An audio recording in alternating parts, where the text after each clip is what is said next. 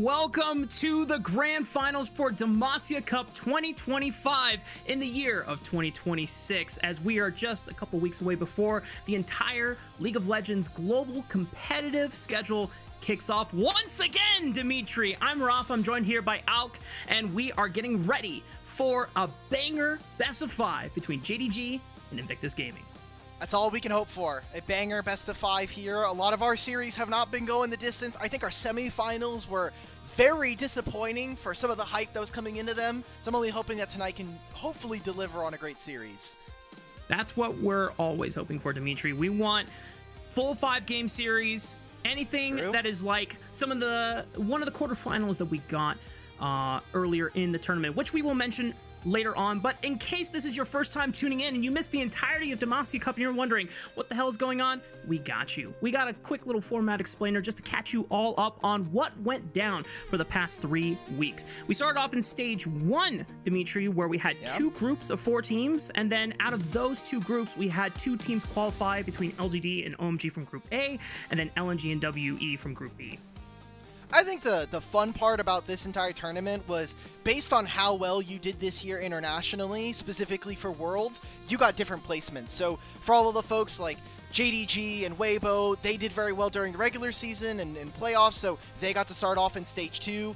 IG actually ends up in this group, BLG also ends up in this group, and then for knockouts, AL and Top Esports already waiting in those top 8s. We saw here that neither of those teams fielded their actual roster, so they kind of just immediately took a quick bow out of the tournament. We had some really cool teams here in this tournament, like LNG making it all the way from stage 1 and doing a lot of damage. Same thing with OMG and LGD.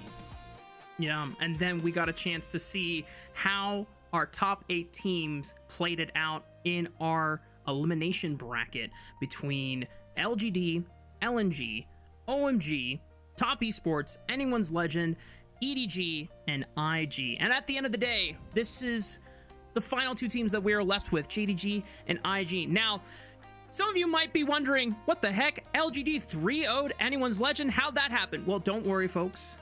Anyone's Legend was not fielding anyone from their starting team.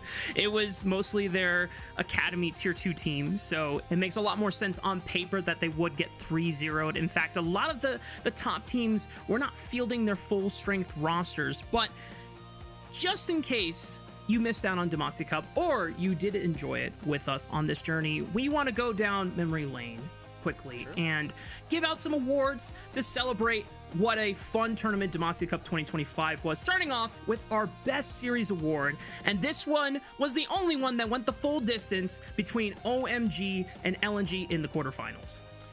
This match, I mean, now, it's funny that we're giving this Best Series because when this series dropped on the schedule, the whole Discord was alight. They were like, this is BS. Why are we getting a rematch of the Stage 2 groups? We already saw a best of 3 of this. No one wants to see this. No one wants to watch a rematch, basically. And it ended up being the only best of 5 that went to 5. And in this tournament specifically, all of the final games in series are blind pick. This was the first best of 5 blind pick in 10 years. And it absolutely delivered on all of the hype. I think the fact that we got to see our 2 junglers really perform was really, really fun. And we had 2 amazing AD carries that I think were on a head-to-head course-on-course collision with each other as to who the best AD carry was going to be. And the best part is, Dimitri, that when you look at both of these teams, there are so many cool stories to follow about, oh, we didn't expect this team to be such a dark horse. We didn't expect this player to have such a big glow-up, which leads us into one of our next awards in our biggest dark horse award. It is end up going over to LNG. And I think that whoever did win this series would have gotten this award from us. But at the end of the day, for LNG, this is a team of individuals that had either disappointing 2025s or less than ideal 2025s because they were surrounded by players who were not really putting their all. But within this tournament, they went all the way from stage 1 to semifinals against IG, which I think is pretty damn remarkable. I think that this team kind of as you were mentioning, with whoever would have won this series, we probably would have won this award. This team, in my mind, has the highest upside for the amount of resources I think the org put into this kind of lineup. Because, as you mentioned, this used to be an organization that would be going to Worlds for multiple years, especially in the Scout times, in the Scout era. But last year was absolutely abysmal. We were subbing in and out of LDL players. We had long streaks of just not winning individual games. And now this kind of feels like this is going to be a team that, with all of the new formats, which we won't get into here tonight, LPL, a lot of information may have dropped today. I think that this team has a lot of potential to be a kind of a big surprise for some LPL fans. Yeah. Will it be a top 4 team? Probably not, but it definitely can do some damage. Very similar to potentially what WE did in 2025 when they dethroned Top Esports and spoiled them from being able to contend for the title in Split 2. But of course, disappointments also come with some glow-ups, and our biggest letdown award actually goes to both BLG and Weibo, as both of these orgs came into Stage 2, and they didn't even get out of the group stage. My brother in Christ, these guys on the screen right now were just at Worlds, and they did nothing. Oh, here we go. So, if you didn't know, semifinals onward, we're on stage, or here in Xi'an, in the WE arena. We've been on stage for a little bit now. Here's a little bit of that intro onto the actual stage itself and the Demacia Cup itself. Beautiful trophy. We saw this. I can't believe, Rafa, a bit of a trip down memory lane for us. This was the tournament that put LPL English on the map for 2025. So the fact we get to come back to this event, we get even the players sitting underneath their own banners, I think is beautiful. But it's been a full year. It's been a wonderful year of many memories made and a lot of learnings along the way. And the fact that we get to officially put 1 year anniversary on the mark for LPL English, just being a part of it, the history of it all, that's a blessing and a pleasure in itself. And it's a very, very humbling opportunity to be with you guys here. But also, the biggest thing is that, holy moly, a year has already passed. Like 365 days have come and gone just like that. But with anything when it comes to the indication of what we can expect out of an eventual Demacia Cup winner, you look at anyone's legend and saw how far their journey took them into 2025. I think that puts a bigger highlight on who does win tonight's series between JDG and IG. Historically, Demacia Cup winners have done amazing things within that calendar year. If we're talking about just like the modern age of this tournament, going back to 2019, you have to think of 2019 RNG winning the tournament and then going on to do a little bit more damage. 2020 Top Esports 3-0 WE, and that's a really historic year, obviously, for Chinese League of Legends. 2021, we have Top Esports and FPX. 22, it's BLG versus TT. 2023, BLG versus JDG, and that is the JDG that has Knight and everybody on that lineup. You have BLG, obviously, who were not as good as JDG in domestic play, but then end up being able to reach finals alongside JDG at MSI that year. And like you had mentioned, AL in this last year did a lot of amazing things throughout the year. So I'm really excited because hopefully this means that either Invictus Gaming, a team that has a couple of substitute players coming in for at least the early portion of the year, or is it going to be JDG, who is already here with their full strength roster and a revitalized coaching staff with Tabe at the helm? I think anytime that a team is willing to put their full-fledged roster right from the get-go in Demacia Cup gives you the biggest advantage going into the remainder of the year, because it's more playing time, it's more games and just reps as a full 5-man unit, and it's just an earlier sense of being able to figure out what works for your team, what doesn't work for your team, what do the individuals on this roster respond to super well when you have someone like Tabe coaching behind you. And not to say that IG not having their full strength roster is going to put them at a hindrance for the rest of the year. Players like Rookie and Mako, who are not playing in this tournament, it's unknown whether they'll be playing at the beginning of Split 1, because if you look at Top Esports, for example, Jackie Love is probably not playing for Split 1, and probably won't come back until later into the year, because players who have been playing a long time like those three probably do need the rest so that they can come in revitalized and refreshed. You're talking about some other teams. Let's get on. Let's kind of finish our awards before we get into draft here.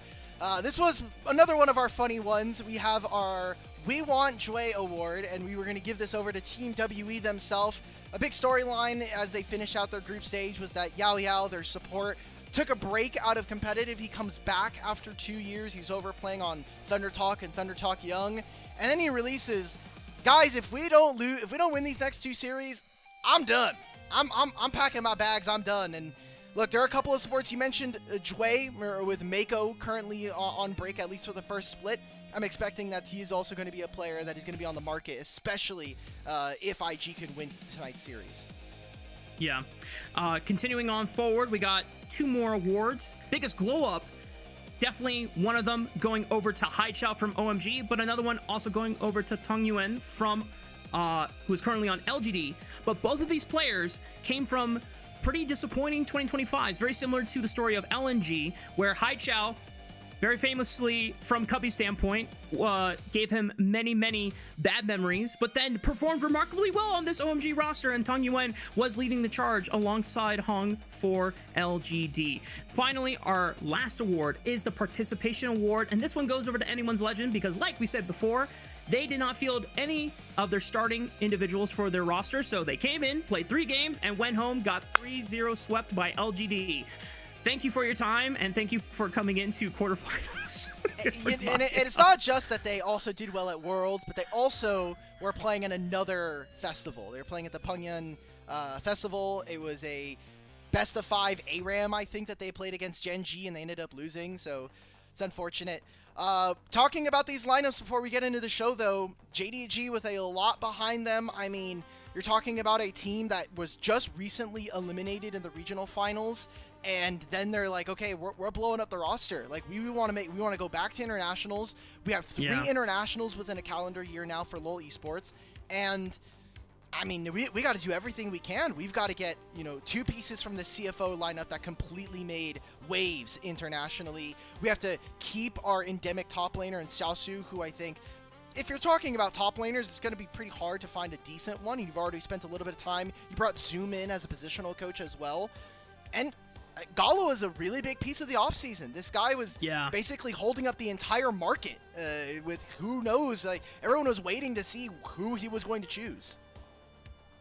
And at the end of the day, the fact that JDG is able to snag up Gala gives them a little extra firepower for what used to be held by Paze, who is now over on T1. And when you look at that JDG 2025 roster, there was so much promise, there was so much potential just based off of the individuals on paper. But the fact that they didn't qualify to Worlds, they didn't win a single domestic title, they didn't go to a single international at all is quite disappointing for JDG, considering their history, being a team and an organization that almost completed the Golden Road in 2023. This is purely a move from them to aim for international content, or I should say, aspiring to qualify to internationals and contend domestically once again in 2026.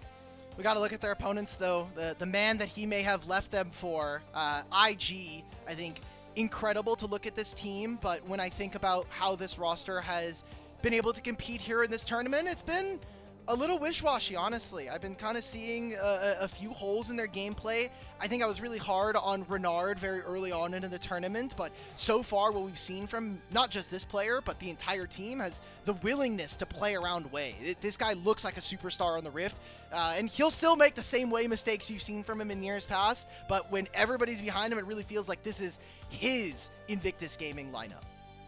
Well, when you don't have Rookie and Mako, who are 2 very seasoned and experienced players also chiming in for comms, you kind of have to step up and be the most experienced player in the room, right? And for Wei, recognizing that a lot of new jungle changes have come in during the off-season, he's either taking that opportunity to experiment and play around. He got in his 1 Jace game in that 3rd blind game, but he's still playing things like the Wukong, the Pantheon, things that were so instrumentally successful for IG during their split 3 run that almost made us believe in them being able to go all the way into Worlds before they got matched. There was no almost believe. We very much believed, and then they, split 3 happened, and yeah, and then Worlds happened, and then T1. It is what it is. Yeah. Yeah, well, some things are just inevitable, Dimitri. But No, for IG, not this year, please. Please. We'll see. They have pace now. We'll see how T1 looks once we get there. But that's not going to happen for a while. LPL does not have to deal with the unkillable Demon King for, hopefully, a few more months. 3 months if we all go to first stand. But we are jumping right away into game 1 for our grand finals of Demacia Cup. Also, shout out to Kai. Thank you for the Santa hat. I'm feeling I think that very might have been a jolly. holdover for when me and Yanni were here. Oh, well, There you yeah. go. Wait, hang Feel on, jolly. All right, so Rafa, we've got ourselves game 1 draft here. JDG on the blue side. I am interested to see what Orianna priority looks like in this tournament. She is the most picked mid laner. Also, what Yunara is going to look like, as currently this champion is 39 picks, is 13 and 26 currently. So the most picked champion in the tournament, and is by far, I think, the weakest so far in terms of representation. So the Wukong, not all that surprising here for Juntia, but a Scion for Saburo. I guess we're starting off a little bit soft here. I like the pickup here, just because you're understanding that Wukong has been a super consistent pick for what Wei and IG want to do, but Wei is relying on the Mbessa for this first game of the best of 5, Dimitri, and I have to say, we know Wei is a very confident player. We know that Wei wants to be able to prove that he's got the hands. If we look at his 2025, though, it's not always the case. Sometimes you can see that he knows what he wants to do, but the mechanical precision isn't always there. So for IG's sake, Wei has really got to be tight with these Mbessa combos as the rest of the lock-ins come through. Azir and Zahen for JDG, a Varus to round out IG's first 3 picks. What is the mid lane going to be here? Because I think Renard has been kind of the Syndra player of Demacia Cup, but not very many angles. Don't really want to play Syndra into a Wukong as the game goes on.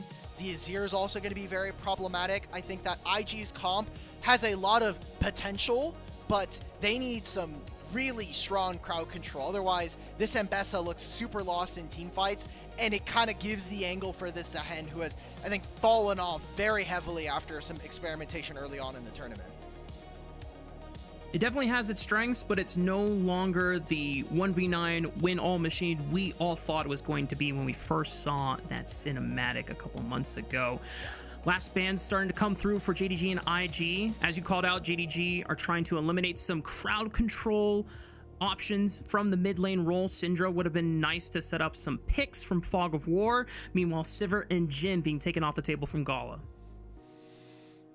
You also got rid of Varus. Varus has been very dangerous, just in general in the bot lane with the poke composition.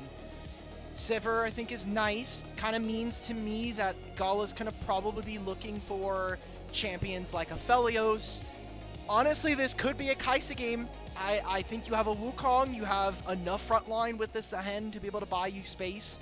Kind of comes down to me what the bot lane support matchup is going to look like, because Alistar has kind of been running the table with Nautilus getting nerfs, and oh my, we're going straight back to it. We're getting Ziggs immediately here. This is a huge change that came in basically here for the playoffs. Once we got into top 8, we saw a lot more Ziggs, especially in the bottom lane. Yeah, but with the Varus lock-in, this is going to be Renard's first Ziggs of the tournament, if I'm not mistaken. So this will be a new look for him. But if IG have one more decent dive tool from whatever Jway decides to lock in here, and Bessa, Scion, and Jway can all dive bomb, and then you just have a poke comp and artillery mages, essentially, from the way that Varus will probably want to play this game. But JDG rounds out their composition with Gala on the Yunara and the Leona for Vampire. Strong dueling potential in the 2v2. Ziggs will obviously have a lot of range. Rel's better for the lane, but I think Nautilus is just way too broken in this composition. You need ways of locking down an Azir later on into this first game here, and just you need setup. Where is the crowd control? I asked for these last 2 picks to be something that's going to provide setup for Wei to be that superstar jungler, but I just don't see it here. I think this is a really risky composition for IG to win. You're playing in basically all range. You're trying to use Ziggs and Varus to poke away your opponents, and then essentially set up for Wei to get pentakills, right? Like, let him fly on in with a public execution, catch a member of JDG, but if on 2 items we're not like decently or solidly ahead at like a 15 to maybe 25 minute mark, I think that JDG take this game very handily. And if speaking about pentakills, Alec, I mean, you look at Gala just locking in Yunara for this first game against IG. Remember back in Split 3, where he had that 2-week period where he got 2 pentakills in rapid fashion. That first one was on the Yunara, and he, if I'm not mistaken, that was the first Yunara pentakill globally in the entire league ecosystem. So Gala has that honor for himself. But with both of these final compositions locked in, this is going to be our first taste of blood between both of these squads. JDG and IG have reached the summit here in Demacia Cup for 2025. It has been a long and it has been a very fun road to watch evolve over the course of time. I cannot wait to see these two duke it out on Summoner's Rift. Oh, Mark, this is you almost did it again. You almost did it again, where you sold it really early, and then there you go. I caught myself. You held it. I caught myself. There you go. A bit of housekeeping before we get onto the Rift. Looking back, we talked about the regional finals, but domestically, we talk about this year. IG were 5-0 versus JDG. Now, both rosters very different than what we saw from them this year, but it was Gala who led the IG roster previously to a 13-1 record. And now they have to play against Gala on the other side in our first game of Demacia Cup Grand Finals. And already things are kicking off with an aggressive invade from IG. Wei is going to bully Junja out, knowing that Wukong early on isn't necessarily the most aggressive and bold fighter. So IG are going to get some information on both bot side and the top side quadrants, but good sweeper from Vampire means that the Raptor vision... No! Hey!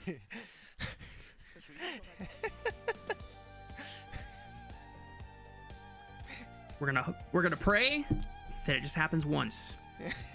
Only one time this series. Not when you say it like that. No. It's coming. It's coming soon. Trying to think of other things while we're waiting.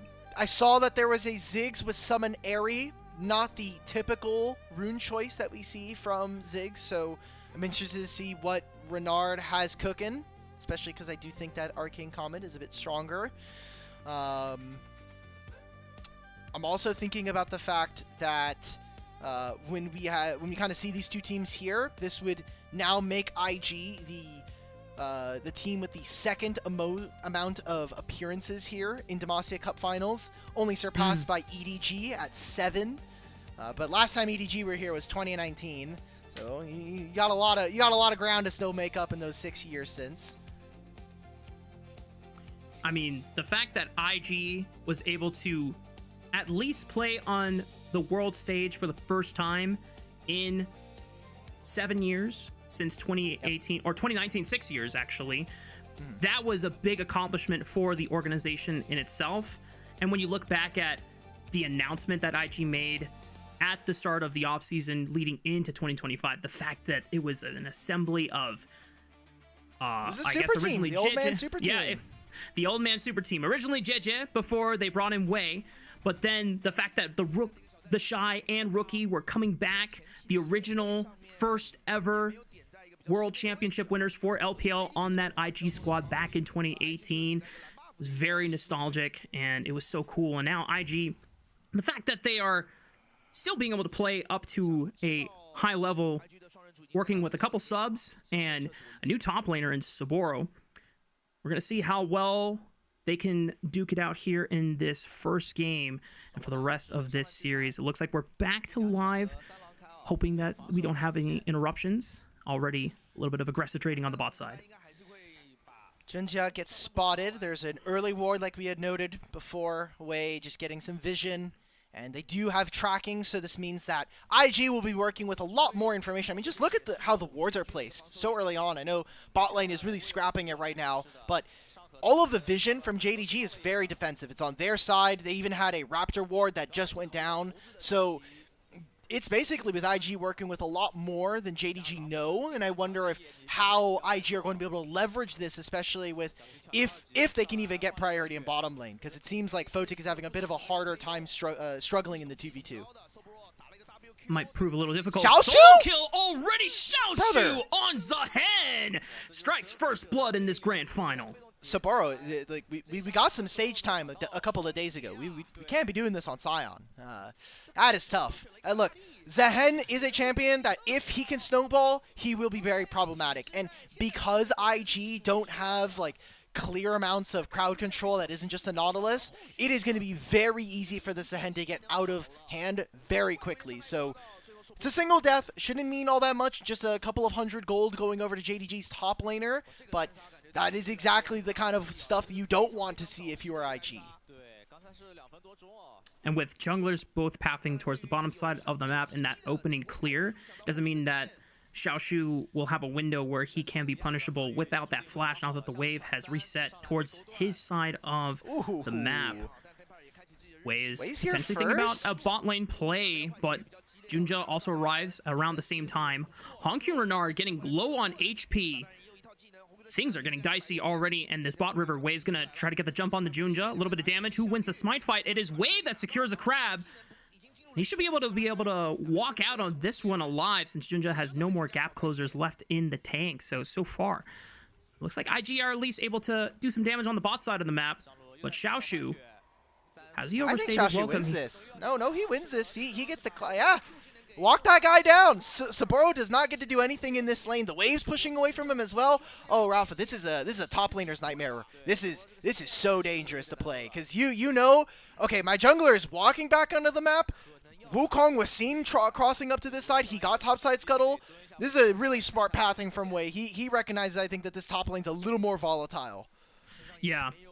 The nice thing, though, for Saburo is that he's going to get bailed out, because Junja, the fact that he stayed on the map, he wants to be able to recall and spend his gold before even coming towards the top side of the map. Oh. So Wei, even though he is spotted, oh man, that ward, I have no idea if Xiaoshu kind of sold out the position, but if Wei spends too much time for this and they don't get anything off of it, I mean, a flash forward for the decimating smash to knock him up. Wei, does he have enough damage? Yes, he does. The final proc of the Q2. It's enough to clean house. That's really good. Like you had mentioned, Wei got a recall in, Junja didn't, and Xiaoshu had just teleported back to the wave, so this will help equalize this matchup a little bit here. Very risky, as you were mentioning, during that play. If they don't get that off, that's a massive waste of time, and it becomes very problematic. Junja's going to be there to try to cancel, so Saburo's probably going to just have to stay for this wave. He knows that if he dies, it doesn't really matter, because he's going to get all the minions from his Scion passive, but the gold that he'd be giving over to Junja is not great. And unless we get some supports to start moving, I mean, look, Grubs are going to spawn in 2.5, so we'll probably see a lot more movement to try to fish for summoner spells in the upcoming moments. But if we don't see some more real damage from this Ziggs, you know, Azir's still scaling. Azir's going to have very little threat on him this game, and Hong Q has been really, really strong on this Azir, not just in this tournament. Hong Q has been quite impressive ever since his global debut when we first saw him back in First Stand, and it's why him alongside Junja have been such an exciting addition to this JDG roster going into the 2026 season. And now that you have Tabi behind them, Hong Q's a very young player. I think he is turning 18 relatively soon, if not he is still 17. And this means that he has many years ahead of him to learn and grow and become a potential superstar now in the LPL. Meanwhile, potential aggression on the bottom side of the map. Good interrupt by Jway on Vampire's Zenith Blade. Wei shows up, Vampire's forced to flash. Junja has a response, no Cyclone available, so he can only dash in and get a quick bonk. Jway's gonna look for a Dredge line potentially. Oh, they can get 6 on the minions here though. Oh, I thought there was just enough minions. You saw 3 there. I'm looking at the purple bars under Junja's health. I wanted to see him hit level 6 in the middle of that and maybe look for a turn. Instead, they're gonna back off. That could have been an angle here, especially because they know that their bot lane can reset and be here first. No dragon being started, and look at how JDG are already moving across the map. Oh, Xiaoshu. Xiaoshu pops the ultimate. The Grim Deliverance is already used, and Unstoppable Onslaught was stopped. Renard tries to throw in a quick bit of an assist with that 3-pointer, but it's not enough to take him down, but at least forces Xiaoshu to back off for now. Oh god. Rafa, with this wave pushing, you know that Vampire doesn't have teleport. Okay, trade from Jway.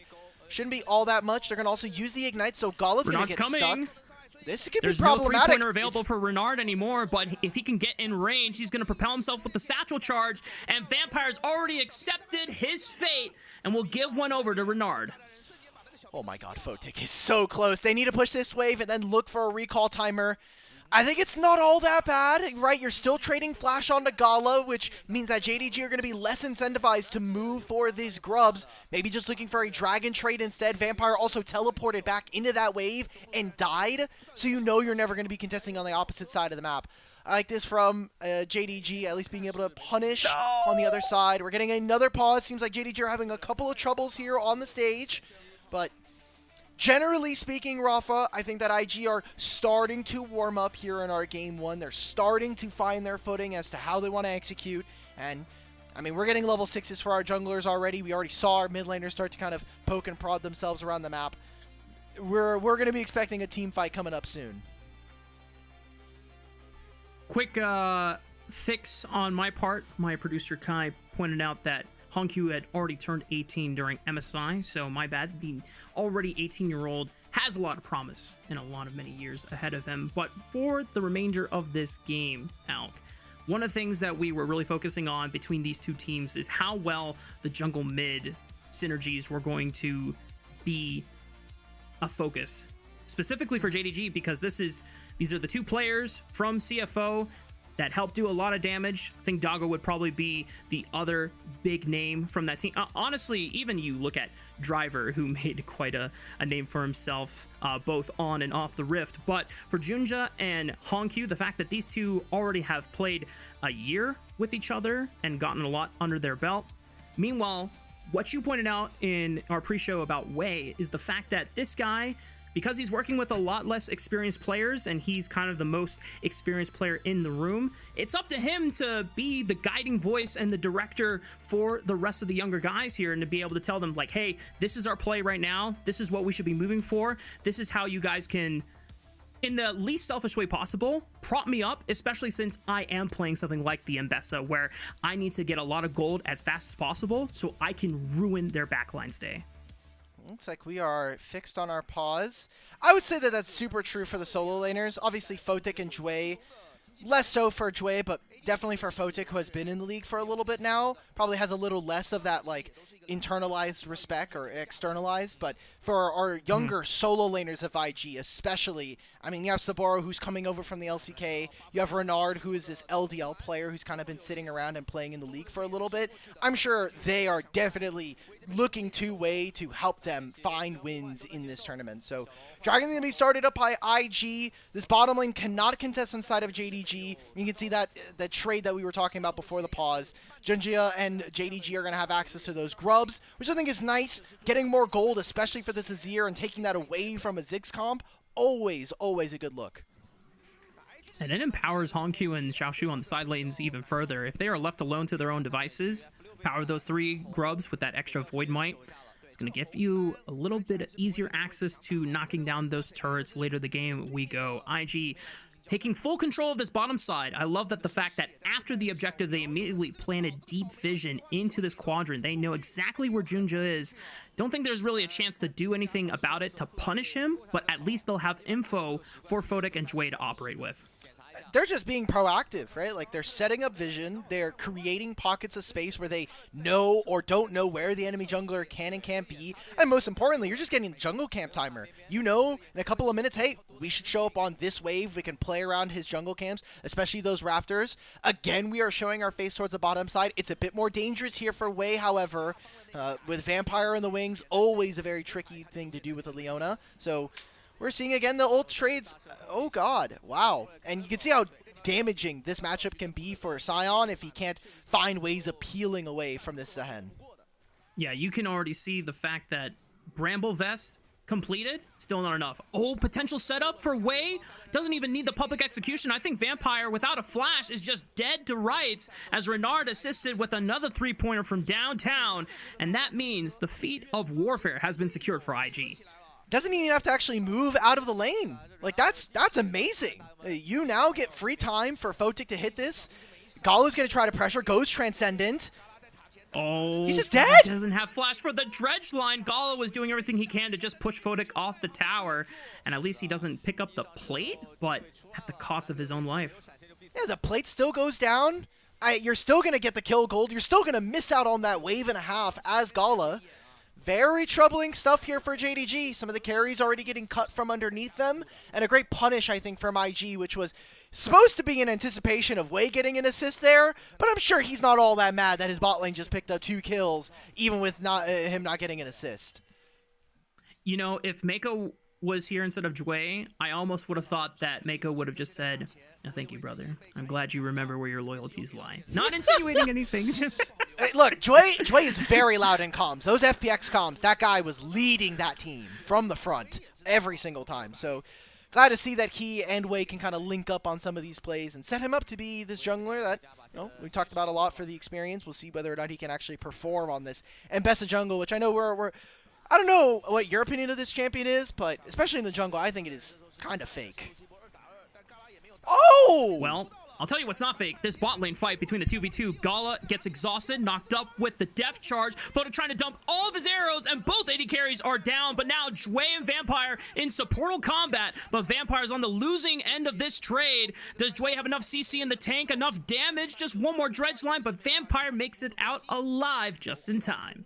Wow, that is so dangerous, though. You're giving more kills. This is a 3-in-1 Varus. The shutdown, by the way, or the kill, goes over to Vampire. It's like everything that could go wrong for this JDG bot lane is happening.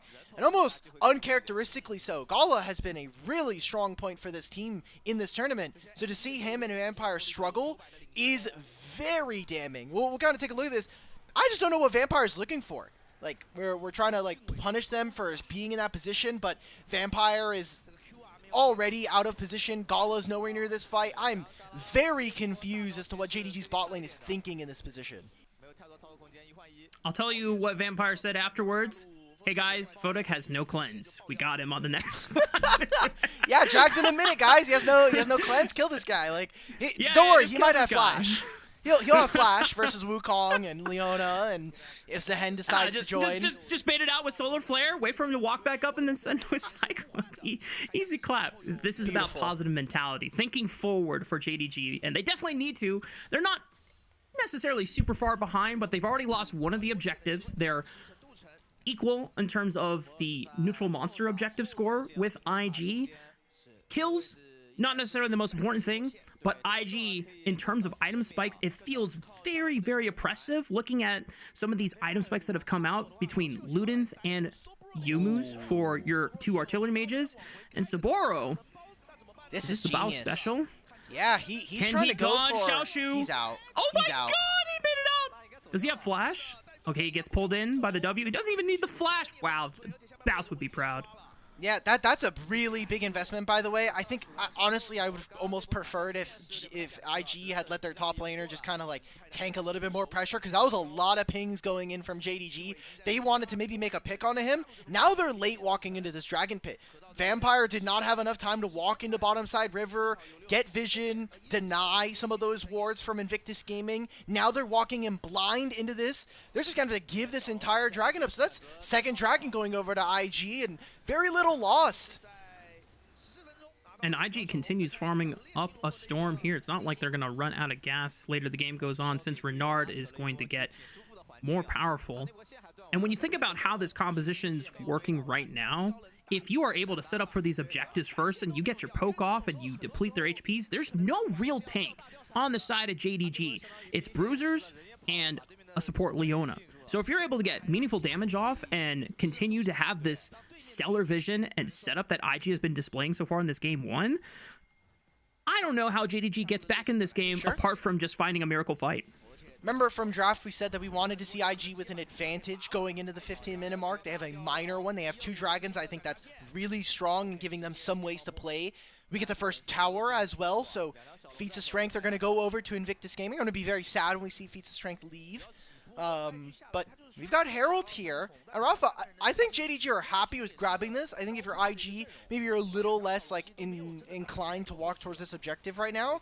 I think Dragon Sacking is the way to go in this one. And like you mentioned, how is Wukong or this Zehen ever supposed to use their passives if you can never get in range of your opponents? So this is a decent trade coming in. Definitely feels bad for Zehen, for Xiaoshu, I should say specifically, who got the first kill of the game and then is starting to watch the rest of his bot side map lose advantages one after another. That's just the top lane experience, brother. That is the top lane experience. You're all alone on your island and you have no impact unless you're Shen. Rift Child is secured for JDG. Junja sneaks it before IG can make their way over to the top side, but I like that Saburo is getting a deep push in onto the bottom side of the map. This will give them the ability to collapse fast into the mid lane if they want to look for a play. These are interesting lane assignments. Usually we'd be seeing the 80 carries go to side lanes as indicated by JDG with Gala currently sitting there, but because it's a Ziggs on the other side, he can just farm from range. I think one of the weaknesses that I've seen from Renard here in this tournament is that he's been caught out a fair few times on side lanes, whether it's him pushing or him trying to escape certain ganks. He's been a weak point for this team here in Demacia Cup, and the Ziggs almost is a antithesis to that. You never have to step up on the wave. The guy can clear the minion wave, and he can just sit under his turret. He can just press tab the whole time. Damn, you're telling me that my problem is I get caught out too often? All right, let me just play champions that can farm a screen away. Problem solved. Yeah, it's perfect. I mean, that's why Varus has been so OP for the whole year. You don't even have to look at the minion wave. You can just press Q, fire it in a random direction, and you're probably going to pick up 6 minions anywhere. Well, Renard, I know that we're not going to see the Azir matchup again, but if you're so interested in champions that can farm from long range, let me teach you Xerath. Let me maybe we'll see, but you don't look too enthused about not Xerath. No, I don't trust a lot of players to play Xerath well. That's fair. That's totally fair. I think Ziggs being the new flavor in this tournament as a great response into the Azir is the extent that we'll get in terms of spiciness. But Wei and Saburo getting a little antsy in the bottom red quadrant. They're going to back off. We've got Dragon spawning in another minute and 30 seconds, so no real reason to fight. Renard, though, getting answered by Honkyu eventually in the top side of the map. We're still sitting at a minor gold advantage for IG, so want to go back to the point that you stressed about for IG is that they need to have the gold advantage if they want to feel comfortable about getting the setup first for these objectives. You mentioned that they weren't looking for any real scraps. I think this is the timer for them to look for it. Oh no, is this Renard getting caught on side lane? Well, that's his flash gone now. It means that Honkyu will not have ultimate for this dragon fight, but it does kind of turn into a free target if JDG are willing to kind of look for it. When I think, and I think for fans at home, if you want to try to mimic or try to get elements of pro play into your games at home, think about the game in 2.5-minute timers, and especially in those windows, and it's like a minute to 2.5 before a dragon or before an objective. That's kind of your window to be fishing for summoner spells. Can we get a flash? Can we get a teleport on the other side of the map? How can we squeeze these resources so they walk into the objective, down items or down something?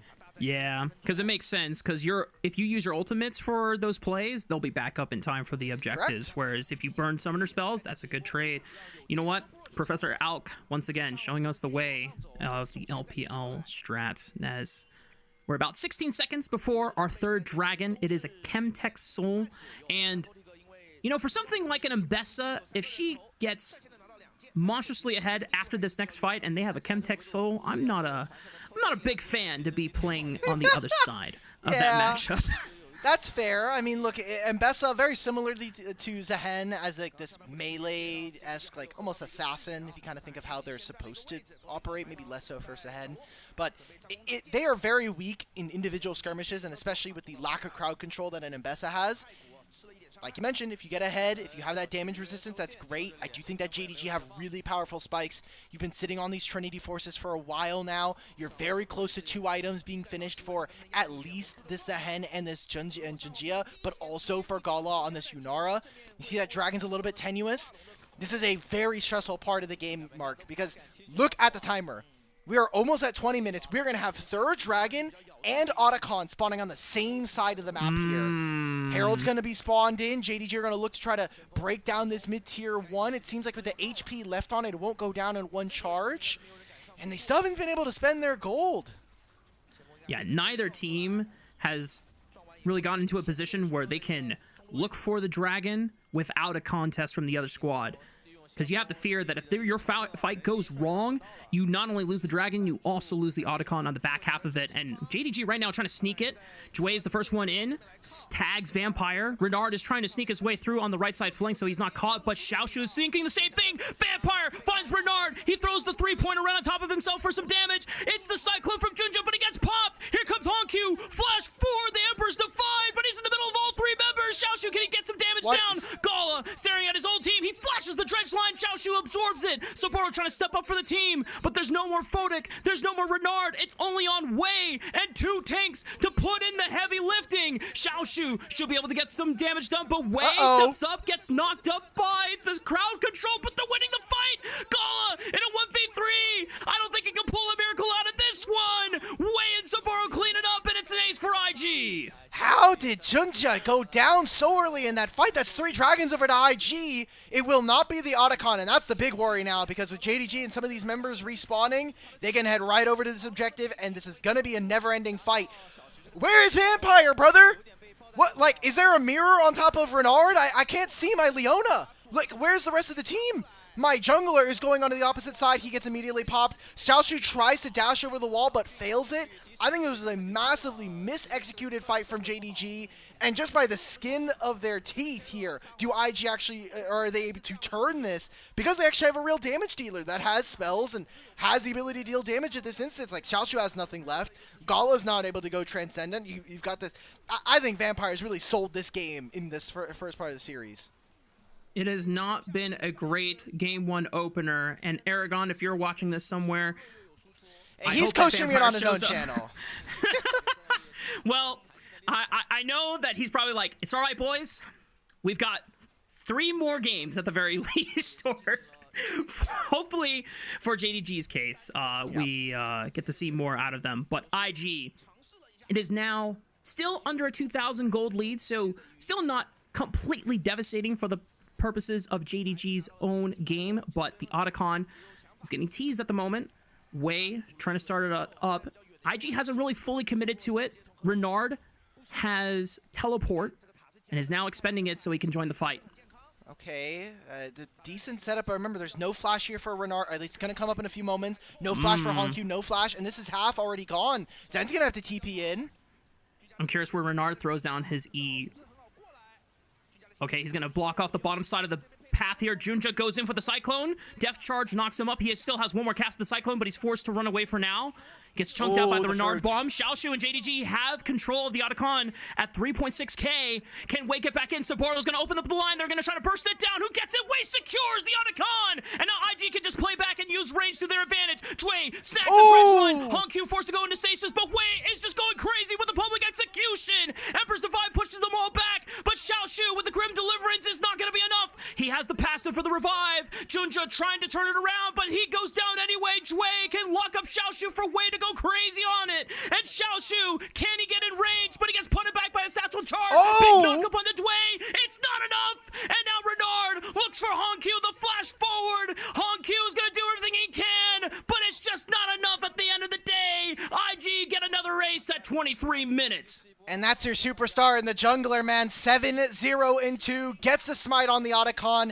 Gets the smite on the Dragon. IG are in a fantastic spot here in game number 1. And just utilizing this poke composition so incredibly well. Preying on the mistakes of this JDG lineup. And now it's JDG who, yes, they would have had some good scaling as this game goes on. They would have been able to have those really powerful carries on 2 items. But I think it's just too little too late at this point. At the top of this draft, we said that Wei needed to be locked in and tight with the mechanical execution of this champion. He has been stellar so far. 7-0-2 on the Mbessa. Every ultimate has landed true on a priority target. And IG are now in a commanding position for the remainder of this game. 3 dragons up, Otacon secured, 4,000 gold ahead. Their souls coming up in the next minute and 30. I'll be impressed if JDG are able to fight back on this one. Are they allowed to use it multiple times in a game? So they can use it 3 times per game. Okay, we get to look at this. I really just want to talk about the fact that one of the features of this tournament and in LCP and LCK this year is going to be coach comms. Before this Otacon spawn in those 45 seconds, IG had their coaches going into their comms and kind of, I think, either settling them down or helping them set this objective up, because you saw it right there. Before we go into that fight, they call up the coach comms, and then after this fight, they call up the coach comms. IG have been the most flagrant at using this new piece of tech for this tournament. At JDG, we have not seen Tabe interact at all with the team in their past couple of series. That's kind of crazy. I would hope that it's not just like, oh, we don't need Tabe to come in and coach, or maybe the cope is that Tabe is like trying to tell them, I want to see you guys be able to play without. I think that's how Tabe would see it, because Tabe's kind of old school, but very. They just put out a documentary about LPL teams at Worlds, and I haven't watched all of it, but Tabe definitely, I think, the way that he thinks about the game, his time and his tenure across the world, definitely, I think, lends to him maybe feeling like, hey, I just want to trust you guys in game. Hang on. Big fight on the bottom side of the map. Junja throws out the Cyclone, gets 2 knockups, but Wei hasn't taken more than a scratch, and Saburo arrives, and now he can do some damage. Still has Unstoppable Onslaught available. Gets the 2-man knockup into another follow-up with the decimating smash. Grim Deliverance tries to buffer through it all. Xiaoshu trying to survive. Forced to flash over the wall. Photic can tag him with an arrow and takes him down, but go on the right side flank. Looks for Jue and Photic, but here comes Renard on the other side. Locks him up with a satchel charge. Honkyu, can he survive? Not this time! Vampire, the last one to fall! And it's just an IG clean sweep in game 1. 5-0. We'll take the mid-tier 1, and let's just go grab Baron, ladies and gentlemen. Let's try to maybe end this game. I mean, 35 seconds, I think it's tough. You could have gone for Soul, you could have gone for Baron. IG spanked JDG in this game number 1 with just clean fundamentals around objectives and really strong play, especially from the bottom lane. Yeah, with Ziggs passive as well, I think they could just end it right here. There's still 7 seconds on Vampire, the next one up. So with, as well as Junja, wow, this is so impressive. Double bombs. IG came to play for game 1 of the Demacia Cup Grand Finals. I think a lot of folks at home would be surprised that JDG are supposed to be the favorites coming into this. They have their full lineup for the year. You don't have any of these subs. We've seen some really sketchy play from Invictus throughout the tournament, but I think just keeping themselves really calm, cool, and collected. They didn't feel like they were forced to start any massive fights.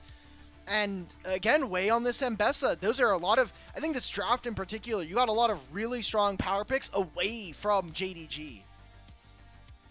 I am so surprised.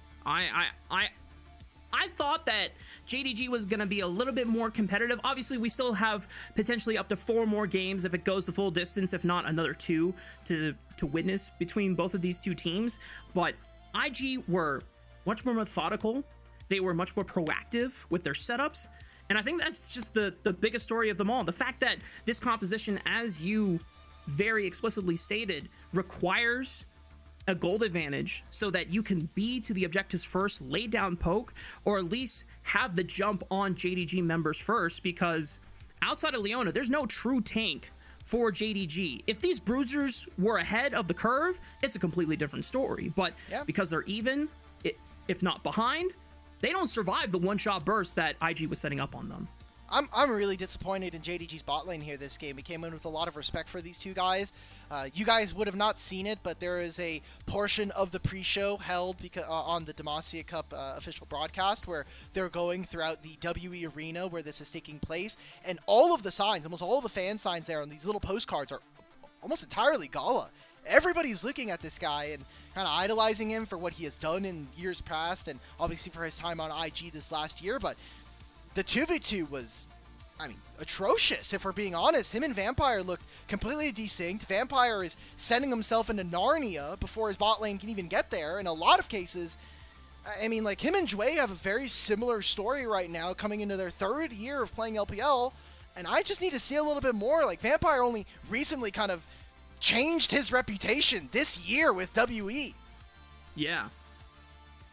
And unfortunately, we were definitely getting flashbacks of Split 1 Vampire in this game 1, where things weren't always great looks, or it seems like they were not on the same page. That pick attempted onto Renard Ziggs, I can understand it if the rest of JDG is on the same page and they all go in and are able to fight forward as a 5-man unit. But the fact that they were split up, Xiaoshu was the one committed on the right side, but Junja gets caught at the door, entering from the left side flank.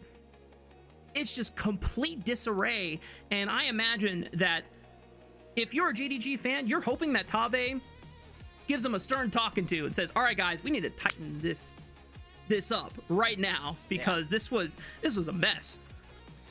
I can already see Twitch chat just flaming Tabe, mostly. I know you guys. Yeah, thankfully I've had a lot more time to actually hang out and chat with you guys. Yeah, I could see you guys are probably already flat. I can sense it. Third sense. I try not to have chat on, but mostly what I'm going with that there is that I just don't. It is a Demacia Cup, right? Like, we can only take so much, but the precedent historically has been, if you do well in finals, if you're able to win, usually you're a team that's going to be able to compete throughout the year. MVP going over to Wei, he gets 5 MVPs. I mean, rightfully so for his Ambessa play, but also, like, this is a very sketchy game to play this champion, and he was actually able to execute. He flourished, man. He showed us the way of Ambessa, if you ever want to learn how to play it at home. But that is game 1 wrapped up in the books. Before we toss it over to break, we want to remind everyone at home that if you would like to support LPL English, consider becoming a coffee member, because coffee is the best way to support the LPL English project, since the vast majority of your contributions will go directly to the show, because we're broke. A lot of the initial payments go into upgrading the broadcast, but a huge bulk of it pays on-air talent and content creators, because we're broke. Subscribe to our coffee. Link to the chat below to unlock perks like early access to content and the ability to ask interview questions for our unique on-site interviews. More LPL action coming your way right after this break.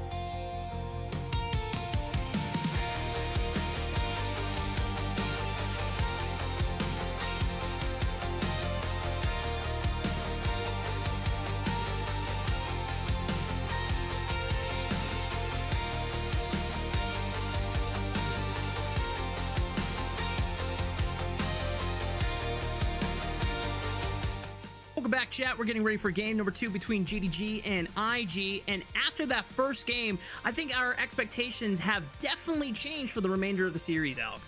It's only one game. I mean, we look back at all the other series, right? It was a game 1 win into a 3-0 immediately afterwards, and we had these 4-game series. So I don't want to get too much into expectation here. It's our best of 5. It's our grand finals in particular. So I want to give a lot more grace, especially to both of these teams as they continue on here in this series.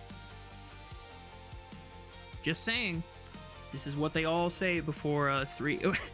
I don't want a 3-0 to happen. Nice. I just want to make that clear. But the way that IG set up their objectives and the way that they played the map and constantly got vision control and information on Jinja's whereabouts, that was basically, to me, a signal that IG were way more prepared for that first game, and JDG hopefully got a really good hype up pep talk from Tabe and just reminding them of, hey guys, these are important fundamentals that we got to make sure that we're covering and doing before we start these fights, because we were very hyped about JDG coming into the finals because of the impressive team fighting and prowess that they displayed in multiple of those playoff matches. But game 1, it looked like they were just completely outmatched by IG from the get-go. And one thing that I do want to talk about is like the prospect of like potentially being warmed up. JDG just played yesterday, so they should be a little bit more comfortable than IG, who had to take at least a day break in between. We're getting right into draft number 2, game number 2 of our best of 5. JDG again on the blue side. We're going for a first pick to Leah here for Hongq, which is a little bit abnormal, especially with the high priority on jungle. I think the fact that Xin Zhao is making it through and 0 priority from a team like JDG is a bit worrying to me, but bans have not really changed on much, but we are moving the Syndra into the first phase here. Syndra not being available means that there's going to be less mid lane options. Think about the Azir and the Ziggs that we just saw taken off the table. Those were a couple of Hongq's most recent picks, the other third one being Anivia, but going to rely on a little bit more global pressure, trying to see if he can affect the map much earlier on. Instant lock-in for the Misfortune, though, for Photic. This means that if IG are able to set up any other crowd control, I'm already looking at the likes of maybe a J4 if it looks good for Wei to set up that bullet time. Gotta also be thinking, like, do we want to play Braum here? Because you have an idea that something like a Rel or an Alistar is going to be coming down the line. Do we want to automatically cut that at the legs and look for a bottom lane duo that's going to be able to contest? In my mind, the 280 carries either a Felios or you're looking at a Jhin versus this Misfortune. We've seen some Ezreal. I'm not super impressed by it, but would give you the mobility you need to escape from Ahri. It's going to be the Sivir, so strong team fighting again. JDG, if they can control the pace of fights, that is great, but it's all about can they actually get to that. That was a big problem point for them in the first game. Alistar picked up, but Poppy's still potentially available. Picking Rel into the Alistar is bold, but still offers really powerful crowd control to synchronize with that bullet time, and for IG, that matters much more to them. Now, as we go into the second round of picks, pretty much mid lane and bot lane have already been decided. It's now just about what is left for the junglers and the top laners. Gotta be thinking Xin Zhao. Gotta be even thinking about Vi, especially here for IG. Is that something that they're going to be reaching for as we go throughout this series? Seems like at first there's going to be a little bit of a top lane focus, and we kind of think about the pools that are left. I think Cassante is the last like blind top lane tank champion that is left in the pool. I still like Jarvan. Yeah, I would ban that if I were JDG. Yeah, Sure. I mean, you look at Sivir and Talia, both carries without flash are just stuck in a Cataclysm. That's a good ban by Tabe. Brother. Right now. Mm-hmm. I wanted to mention, you were talking about can Poppy kind of slot in here. I think for IG, it's better for the lane, especially versus Alistar, but then you have very, very unreliable setup for this bullet time. And then Sure. if we somehow see a bullet time into Keeper's Verdict, I might just leave the show. So I'm glad we're probably leaving that champion for later in the draft or later in the series here, but it's going to be Trundle as well. So again, it's looking like Xin Zhao, it's looking like Vi. Like, I would be surprised if Wei picked Poppy for himself, but I could see that being somewhat of a scare, just because Poppy would be really nice into what Alistar is trying to do this game. We don't know what JDG has left for Junja and Xiaoshu. Good call out on the Vi. I think the point and click lockdown and that being such a timeless combo with the Ahri in the past is just too much for JDG to just let that go through without any concern. Renekton lock in for Saburo, not only a strong lane setup, but also one of Xiaoshu's signature picks from the 2025 season. What is he gonna take now? I mean, like, you can play Jax. Aatrox is fine. You still have a couple of options here. I think Jax better for the lane and better for the individual play, but might struggle as this game goes on. I say that. I think that Miss Fortune does have a harder time dealing with this champion. JDG are very short range with what they're showing, but they have a lot of ways of augmenting that, especially if we can actually get Vampire to show up here in this game number 2. I think that he was absolutely missing, and he was a big detriment to this team in the first game, but Alistar, you're now on game 2. You have much, I think, clearer lines of how and when you're actually able to go forward. We're going for Pantheon. That's another takeaway from Wei. I mean, Junja has played this champion once in the tournament, but this is a big Wei pick that they have sniped away. And now Wei for IG, what do you do to round out this composition? You have decent damage from Misfortune and Ahri, but it is mostly ability focused. If you get a lot of burst damage down, but the lock-in is Qiyana instead. All right, once again, Dimitri, I'm going to preface this with Qiyana is a champion that requires you to be precise with your mechanics, but Wade just popped off on Mbesta, another mechanically demanding champion. So confidence and faith is at an all-time high for this IG jungler right now. I mean, Wei, like we mentioned, superstar for this team. He has to be the leader. He has to kind of be the guy for Invictus going into this tournament, and so far, he's still giving us the good old way of 2024 and 2025. It's hit or miss, but I think those coin flips, and you kind of need a player like that. That is the reason why Shun has kind of made his bread and butter here in the LPL. He was a big coin flipper for a large portion of his early career and still kind of is at some points. So sometimes you just need a guy like that's going to break the game. He's going to go outside the mold. And with a Qiyana, it almost begs for IG to play a little bit of a slower game. I don't know if that's necessarily going to go in their favor. I don't know if you really want to go into a slower game versus an Azir, versus a Talia. You're going to have a Jax on 2 items as well. I'm a little bit worried about these, but these are the same hesitations I had in game 1. And if you're just going to win in all of your lanes as IG, you kind of don't have to worry about later game if you can transition.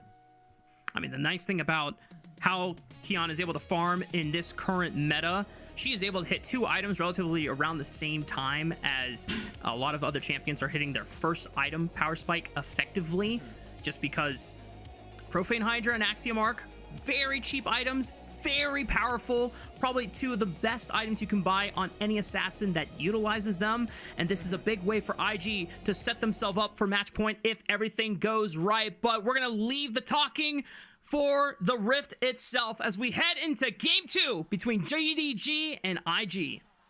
And we got a beautiful skybox there. We have Demacia just showing all up around the screen. Oh. I hope we got that on the show, on the broadcast. We had some Gyos over in Xi'an.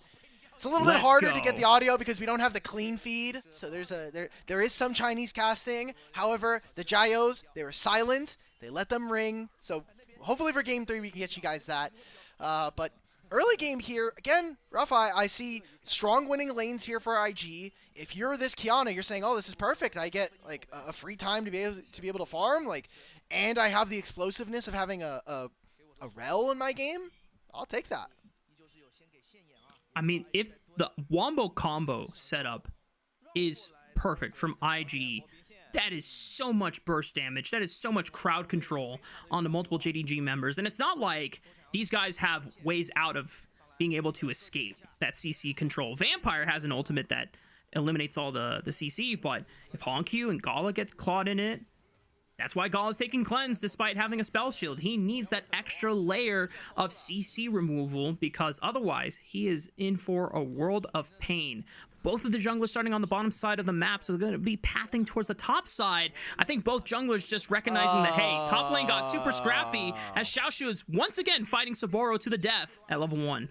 This is how this lane is supposed to go out. JDG, when you have the Shax, you can always fight in the minion wave. Renekton also tends to excel at that one.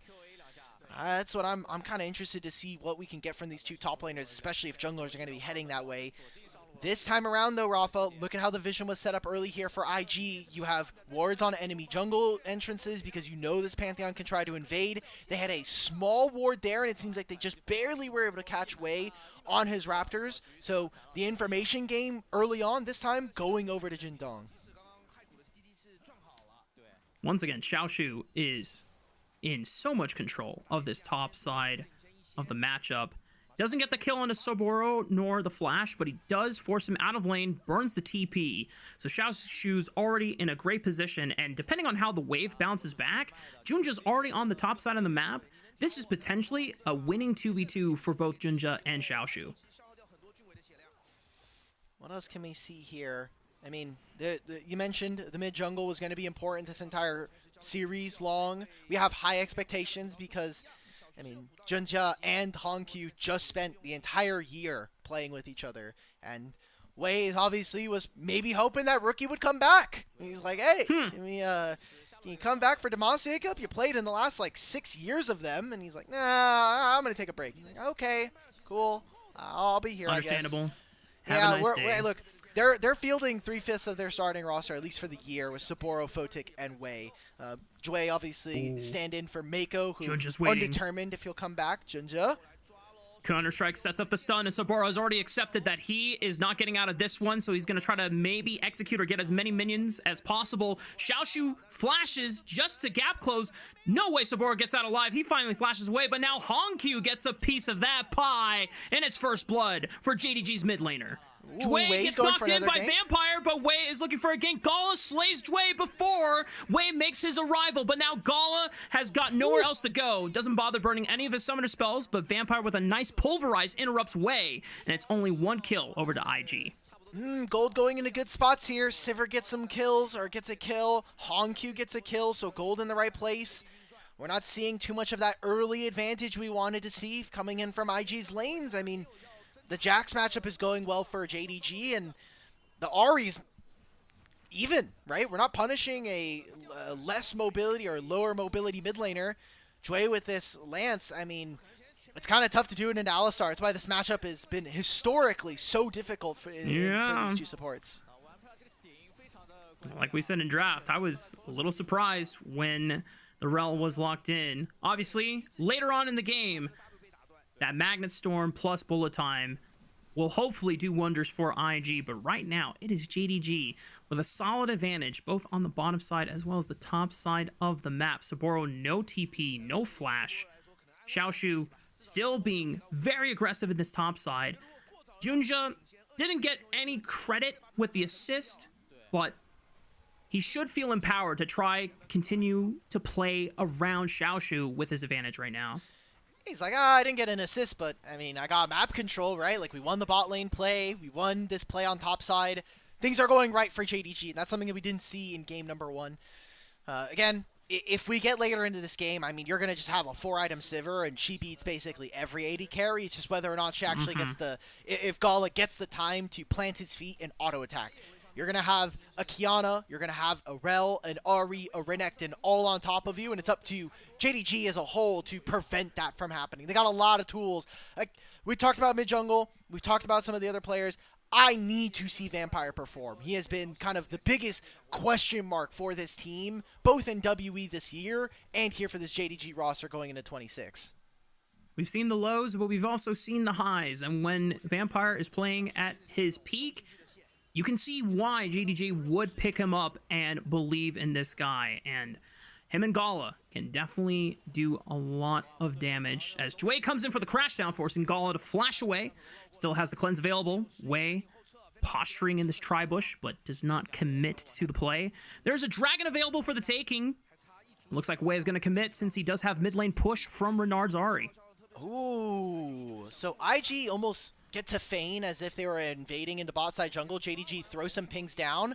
Hongq loses control of the mid wave. Saboro's even moving for this, so IG will get the first dragon of the game unless Jinja decides to just flash over this wall. Okay, we're doing it. In 1100 or 1700 HP. He stuns up one target. Gala is slain by Wei though, and has access to the supreme display of talent at level 6. But neither team is level 5. And there it is! He hits level 6. Double kill for Wei, and he's showing the path of victory for IG in game 2. They get the dragon and they get 3 kills. I gotta say, Rafa, I think this game is over. Like, you just got a massive amount of gold for this Qiyana. We've already talked about how powerful this champion can be. And Renard, they just make an immediate turn. Is Hongq about to get solo killed? Past the flash the charm. He was too low on mana to contest Renard on that wave. What is going on, Rafa? I am very, very excited if IG could pull this off. I mean, we talked about kind of, not in this series, but Pantheon as a whole, you can almost never contest a champion on Smite with Empowered Comet, but Wei and Renard go straight into the backline, they kill the Sivir, and there's no ability. I mean, again, JDG almost like skipping a step in terms of setting up objectives. We're not on the same page, we're not on the same screen as each other, we're never allowed to walk into that fight. Yeah, that fight, while super bold and super entertaining from Junja, he's split up from his bot lane, who is incredibly weak, and we're down summoner spells. IG identify that, and both Wei and Renard immediately turn onto the weakest side of that approach in the pincer maneuver.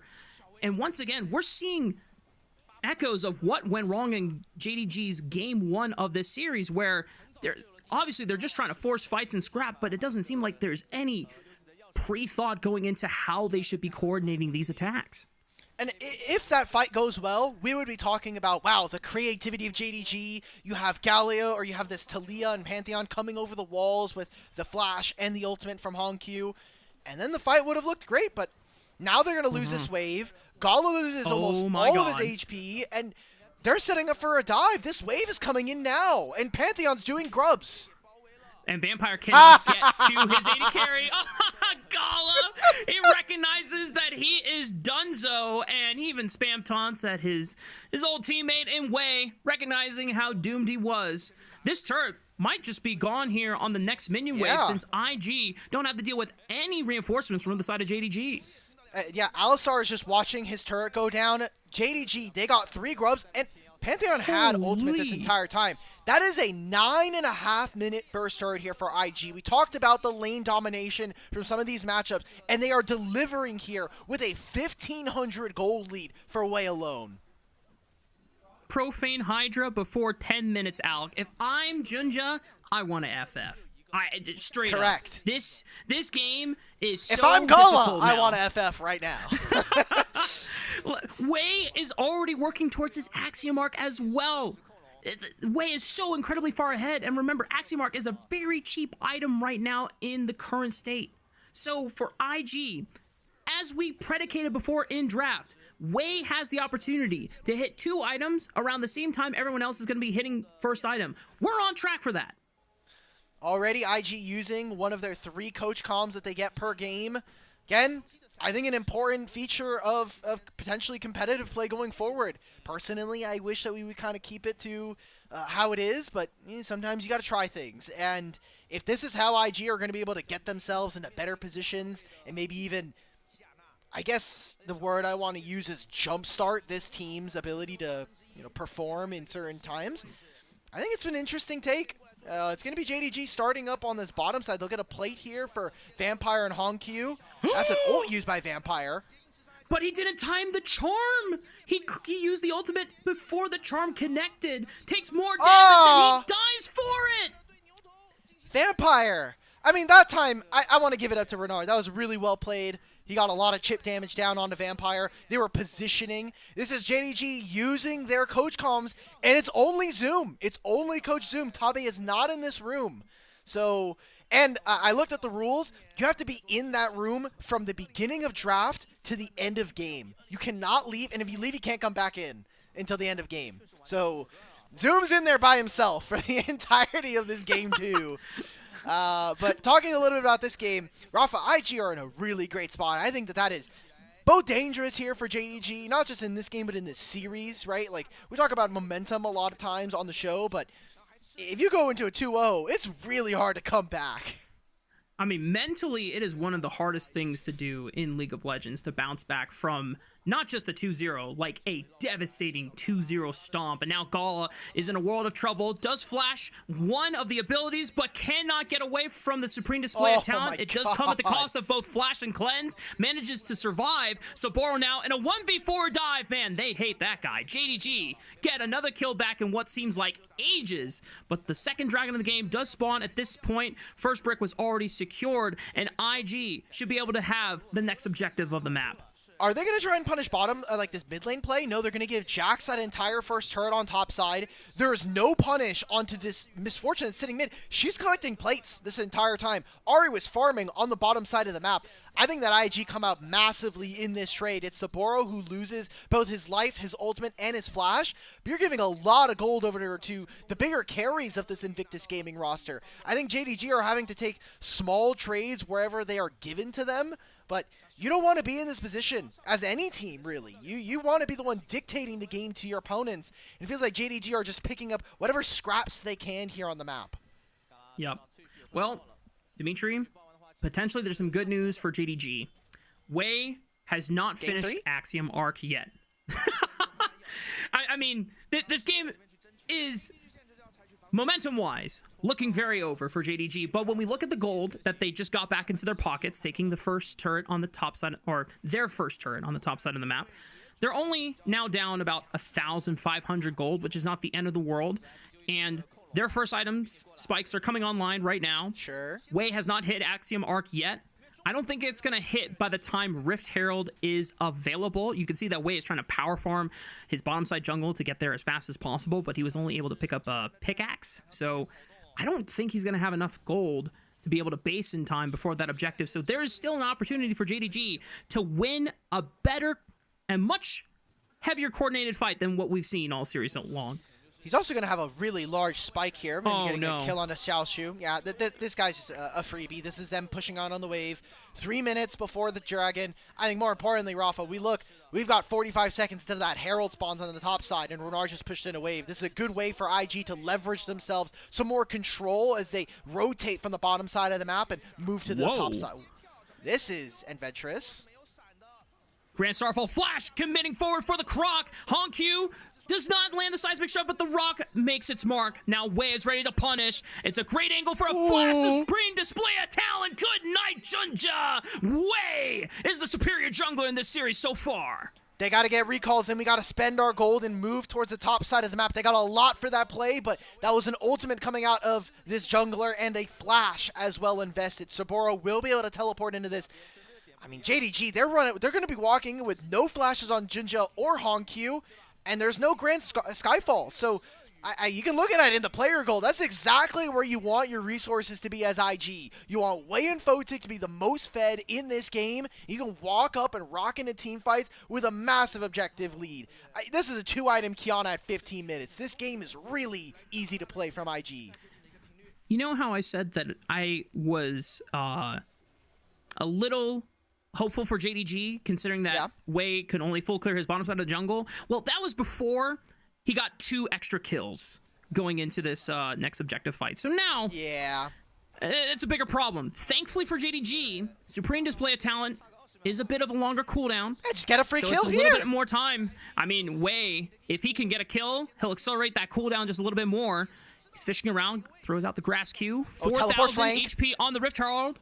Jway gets popped first. Vampire goes in with a 2-man knockup. No one can really follow up. Xiaoshu's in the back line trying to cause as much chaos as possible. Renard is flying with the Spirit Rush. Xiaoshu trades one on to Photic, but he goes down as well. Junja slays the Rift Herald, denies it from IG, but it's still an IG fight all the way through. An ace for them at 16 minutes. I feel like JDG have the most worthless objectives in this game. You have 3 grubs, you're losing the game. You have a Herald, and you're never going to be using it in an advantageous spot here. JDG lose their position. I think this flank from Sapporo is massive, by the way. Look at where Vampire is. And I will say, I think that Jue makes it so that Vampire's job in this game is so difficult. He gets a 3-man knockup, and you look on the other side, Jue is holding down the carries of JDG from entering that side of the fight. It's unfortunate because we spent a lot of our time here in this series already talking about the two supports, both of them in their 3rd year, but Jue is definitely getting the better of him, and I think also his team is doing a lot better of being able to execute here in these fights. It's a nice way for Jue to synergize with Wei on a lot of these coordinated attacks that IG have demonstrated in this series so far. The fact that one of the concerns that we had for Jue after 2025, that FPX roster was definitely inconsistent at multiple times. Oh, yeah? But a lot of the moments that were bright were due to Jue. But on this roster, Jue has to temper a lot of that aggressive shot calling, and so far, he's been able to find the right pockets, the right moments. It's only been maybe one mishap where Vampire got the punish in that early laning phase, but every engage from Jue so far has been spot on. All right, right now, Herald was already used. Didn't seem like it got too much of an effect here for JDG. They're trying to fish. Oh, Honkyu's no, Honku. dead.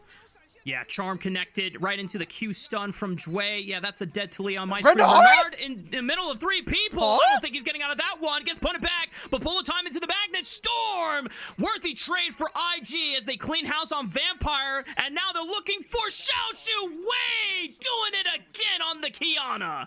They just made 2 plays on opposite sides of the map, and Rafa, they're going to get Soul Point here. This is an Infernal Dragon, 3 Dragon stacks here for IG. Then if potentially in 5 minutes they get the 4th one.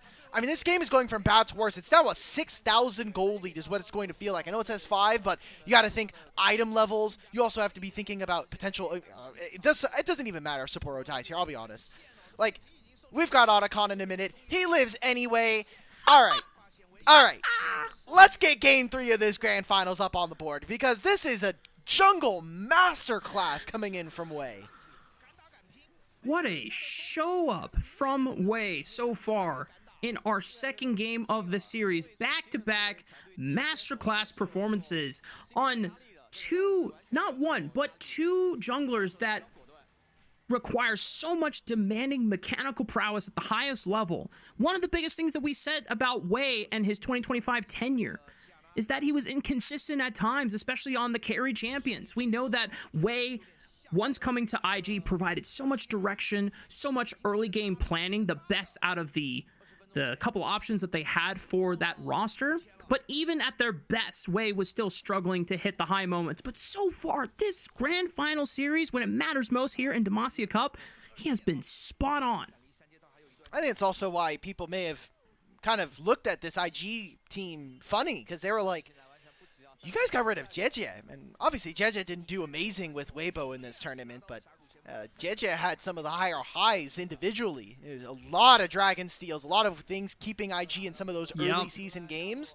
It was clear the team was dysfunctional with being able to operate on lane swaps, and now we'll see what this new version of IG is going to look like. Again, they have a couple of subs, but they're making the best of it.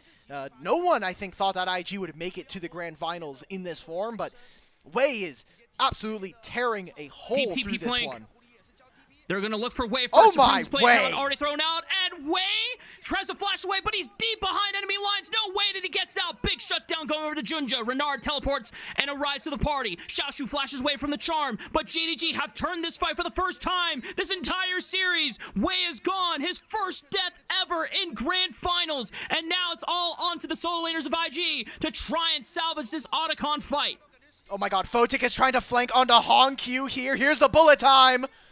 Ripping Honku to shreds. He blows him up. Junja is able to secure the Otacon, and now it's a retreat angle from the rest of JDG. Nobody else from IG can secure or lock down any stragglers from JDG, but man, that turnaround was crucial. I loved watching. We talked about the mechanics of this Kiana champion. Mid-Pantheon W, he lands it. So just watch this. I hope we get a really tight framing on this. You see Wei right there. He pushes him in the middle of the knock of the stun. And that was beautiful. It's unfortunate he still goes down. That's a shutdown that goes over to Junja. There's that Otacon, though, and that Otacon is doing a lot of damage without Wei there. That direction that IG needed and the kind of go button for them a little bit more missing. They'll get this flash out of Honkyu, and while the Otacon doesn't end up going over to IG, what I am more kind of looking for is all of these flashes now done here for JDG, not going to be available for this Dragon in 2 minutes. So JDG, this next minute window is going to be probably the most important here of this game and potentially of this series. If you cannot stop this soul stacking and get yourself in a better spot, I don't think you're getting into a better spot at all for the rest of this best of 5.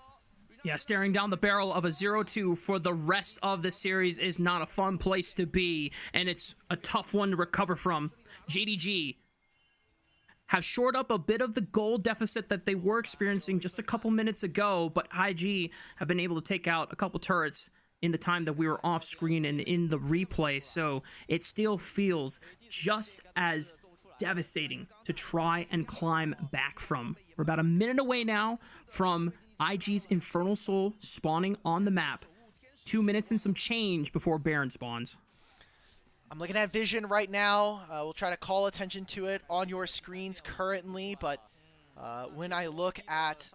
And never mind, the pen tool is freaking out on me. All right, I was going to note that there's a lot of good deep vision. I'm looking at the 2 control wards that are sitting both in the Tri-Brush and in that Pixel Bush next to Gromp. Here, let's see if it works now. Nope, still not working. Okay, I'm not going to even bother with the pen tool. What I'm trying to say is that they have a lot of good flanks. Whether or not they'll be able to execute on it is a different thing. You have to consider so many options, so many approaches that JDG have to be concerned about. The fact that IG has been in control when it comes to vision in so many parts of this entire series. This is the first time where JDG have set up decent vision lines and now have a proper entrance at least through the bottom half of the river, but IG have control of mid-wave. Xiaoshu is the only person on it so that he can at least try to contest Renard pushing in and threatening for tier 2 tower. They're going to trade Saburo to be on this wave instead. I think interesting, recognizing that Ari is going to play a big part. Honky with a massive flank and with Weaver's Wall. It's JDG who can start this, and they had a lot of great ways of preventing IG from getting closer. But it's all about when you pull that trigger, how you find your targets. Renard looking. Gala able to just sidestep it, using the ultimate and the spell shield just in case the charm did connect. 5,000 HP on the Dragon. Honky looks for Renard, but he dashes at the right moment. Junsha is going in with the Grand Starfall, but instantly it's stunned with the supreme display of talent. Vampires into the back line. Dre's the first one to fall. Honkyu presses forward. Xiaoshu with a flank onto the left side, into the back line. Counter-Strike stun already used up, but the pull time starts to push JDG back, and Wei is in the back line once again. Finds the double kill, and now Honkyu and Gall are on the run. They're in a pocket where IG have no vision, no eyes whatsoever. They're in the shadows, but I don't know if these shadows are a safe place to be. Bernard and Wei are trying to approach a charm. Fishes, I don't know if it landed or not, but Gala gets isolated, and Honkyu is destroyed! Wei shows up once again for IG, and it's time to do the Baron. Guess what? He has Axiom Mark. He already has his ultimate back up. It is JDG who get the Dragon. It's as good of a fight as it's going to get, but now Baron going over to IG. It feels like JDG all series long so far have been picking up scraps, picking up if they can try to punish onto IG, and most of the time, they don't actually end up executing on it. We look at this fight again. This is a very lucky, this is blind from Renard. He does not know that Honkyu is doing this. He is sending this to try to search for a Vampire. And that means that Photic and Saburo are not in this fight. I think the idea behind this is so good. Junja trying to get into the backline. Honkyu can try and pressure down onto Photic and stop Renard. This is as good of a fight as it's going to get, but look at where the carries are. Gala was nowhere near a large portion of this fight. If he was, I have this feeling that JDG would be in such a better spot, but we have not been playing to Gala's advantage all game long. And I didn't even see that Xiaoshu's Counter-Strike actually connected onto no one. There was a quick flash by Photic to get out of the stun target, which was pretty much the only target that was in range, but somehow in the cluster of those 3 people, JDG's big trump card so far, which has been Xiaoshu leading the advantages through the laning phase, has not pulled or paid off, I should say, in any of these fights this series. It's another turret going down. Xiaoshu's going to try to push on the top side. These are all for the objective bounties that are available on the map right now. I mean, he's a Trinity Force Jax. It's just going to be Ari. Ooh, he even has Demolish. Might be able to take those 3 grubs, but could also be feeling a little bit of pressure. When you have a Talia and a Pantheon, we didn't talk about it this game, but we've seen very little of this cross-map play coming in. I say that, now this might be coming in. Oh, Renard is able to find the charm outside of the minion wave, and Wei does show up for the execution. Xiaoshu dead on the top side of the map. Wow, I was looking at the minimap. Junja had completely stopped moving. I figured that was him going to be joining his top laner. I mean, you have Dragon spawning in 2.5 minutes. This is kind of the angle we wanted to see from them. Xiaoshu ends up dying, and, you know, you're giving up time and pressure. That's one less person on the map available for JDG to try to contest on some of these waves.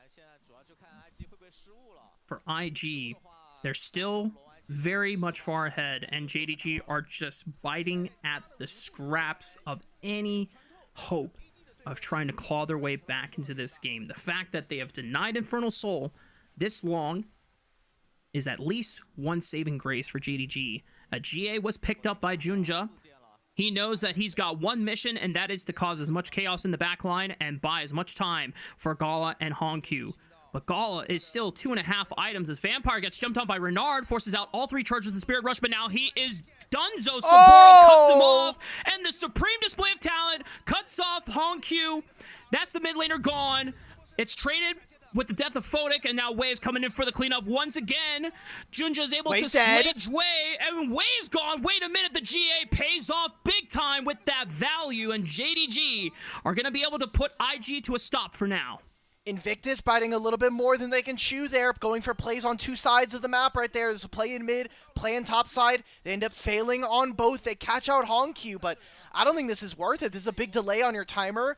You've now put all of your vision in the top side of the map, and Vampire has come right back out. He's on Rift, and he is putting vision down on the bottom side, getting ready for that Dragon. So, I mean, yeah, look, we were just talking about Wei and them trying to find Gala or Hongq. They catch him, but finally a fight where Gala gets to actually auto-attack.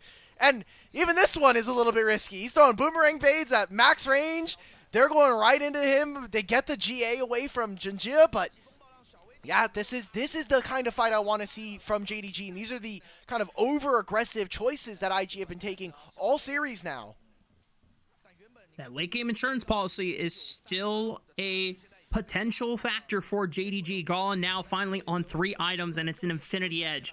These crits are going to be big, but will they be big enough to overcome the mountain that IG have been posing on them for the past 2 games now? They're setting up for this Dragon. 3 seconds, it'll spawn. If Photic had gotten a kill in that last fight, he would have a 4th item right now. He would have already finished his Executioners, and that would have been Xiaoshu. Hongq trying to assist with the Weaver's Wall. Whoa. Kind of goes wide. It still clips Hongq, and Saburo goes in for the flash. Hongq, don't tell me he dies off of that. Oh, unlucky. Bullet time rips JDG apart, but Wei does fall. Renard Charm Flash looks for Junja. Photic cannot follow up on it, though, because he doesn't know where Vampire is. The rest of IG backs up for position. They have control of the Dragon. Junja, you have one opportunity. It's the Grand Starfall. It's too late. Photic secures it. Infernal Soul has been picked up. Wei flashes away from Xiaoshu, but a flash follow-up. Wei doesn't die. He survives through it all, and now IG are going to run down every last member of JDG that stands in the river. A double picked up, a triple picked up for Renard, and IG are ready to close this game out. The Starfall was too late. JDG have been just too late here in this series. IG just being very, very calm and collected around these objectives. A pair that we've been talking a lot about. I think that Wei and Jue have been very much in sync with how they want to approach fights and when and where they want to control space and vision. This was kind of the only timer that JDG had, and Xiaoshu gets caught on side lane, and this was an important ultimate to lose. I mean, it's funny that we got to see this supreme display of talent from Hell, where it goes all the way around the rift. Honky's probably not expecting for it to go that way, but like we're using that to try to catch out the enemy jungle, and we just don't. It never works, right? Like, we need to buy time. This is another fight where we're disconnected. There's been a stark contrast of discipline and patience from both of these two squads. IG know their limits. They have been very methodical as we're back to live with another play, and Photic, unfortunately, is caught out by 3 members from JDG. That's Baron. So, but that is Baron, as you called out, since the rest of IG were committed to the top side. Xiaoshu may have spotted them, but cannot contest. So IG will trade their AD carry's life for a powerful objective buff. I don't know if IG maybe did that. I wonder if Photic was maybe trading his life. Like, why is he there? There's no wave over there, brother. There's no objective. There's not a dragon. The Otacon's gone. The Baron's on the opposite side of the map. I feel like one of Santa's reindeer may have gone lost, and that happens. JDG with another Fnatic Death Brush, looking for Wei. He is the target. He has a GA. I'm going to turn on to Wei instead, but it's a supreme display of talent. Clips 3. Gala caught up. No way out. And it's just Wei setting IG up for success once again. Renard at his side. Both of these players have been absolutely stellar from minute 1 of game 1. And IG run the show once again. An ace at 32 minutes, and they're going to push into the base for match point. That is just game. 35-second dead timers, 32.5 minutes here. IG look unstoppable here in this grand finals. They've made a few mistakes, and JDG have been able to punish some of them, but IG almost feel like they have an impenetrable test of full question bank, and no correct answers are available to JDG.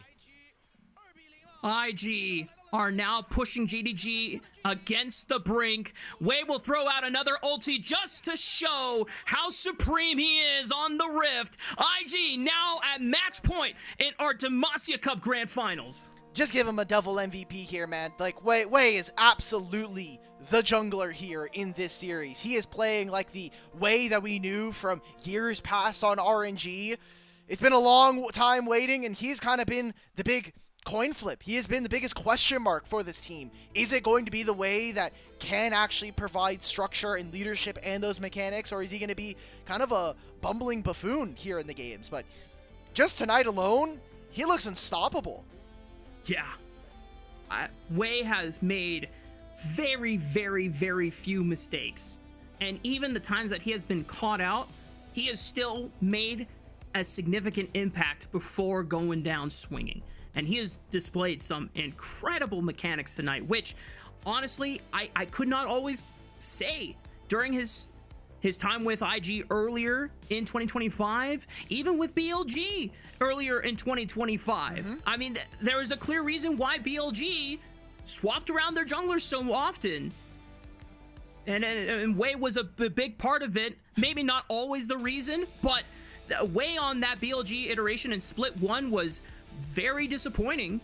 And then, but Wei had a mission for the remainder of 2025 to show BLG and to show the rest of LPL that he should not be discounted. And it's been a long road, Dimitri, but this Demacia Cup Grand Final so far is putting him on that path of redemption. I don't want to defend the actions of BLG's general management, but they did at least make the main event of Worlds. And Wei didn't. So they did win Split. They also did win some hardware, which IG didn't at all. So I don't want to fully defend them, but again, not taking anything away from IG. They have done a really good job, not only here in this tournament, but in this series alone tonight. They've really gone against some of the expectations we had coming into the series. I know that we were kind of joking about wanting a really competitive 5-game series, but on the opposite side, JDG look more of that JDG that started off the tournament 0-2, right? Like they started off this or 1-1 anyway. They started off, they come in, they go 3 games to Weibo and they lose to them. They then lose 2-0 to LNG, and we're thinking, okay, is this JDG team even making it to the top 8? And they've had a really flawless ride up until this point. However, these were some of the questions we had about JDG. You know, is Vampire going to be able to reclaim his spot as a top-level support after a really explosive year alongside WE? Is even this mid-jungle duo from CFO going to work? It seems like they aren't really kind of doing the same things or aren't having that same level of success. I don't think we've really had Hongq be a big carry here in this series, mostly due to the champions. His Azir was very flashy, but Talia is not a champion that I really associate with having like big moments built around the mid laner. Alec, I think it's time to pull out one of the 2 bird champs. Anivia or Swain has got to come through for this guy. Well, Azir's not available anymore, so and Ryze, Renard's probably not playing Ryze, so I don't think we're getting a Swain. Swain. I do think we could see an Anivia. I do like some Bird there. Something's got to change, because this is not the JDG that we saw stomp LGD just last night. This is a completely different look, as you called out, a little bit of an echo of their very first stage games together in this tournament, where the word I want to say is where what I'm trying to describe, Dimitri, is where you feel very tense and you feel very itchy to do stuff. Anxious? Do you know what I'm? It's like kind of anxious, but you're almost sure. Like you're testy, right? Like you are itching to fight, even though it comes from a place of anxiety. There's like a specific word for it that I cannot call. And you know what? Okay, so hear me out. We've talked a lot about Wei, but Renard has been a huge surprise this series, because I was giving Hongq the big layup, the big advantage, and that Renard is just kind of hope that he's not just being in rookie too much spot. of a liability. He's a rookie seat. Yeah, he's in the fact that Renard isn't even guaranteed a starting spot for IG going into 2026. I think he's just playing the best series of his life so far. He knows that he needs to make a lasting impression. So even if I don't get to start for IG, because this is most likely just going to be rookie spot anyway, other teams, if they want to swap out their mid laners, hey, look at me, bro. I'm popping off in Demacia Cup Grand Finals. Come sign me. Sign me. Replace your mid laner for me.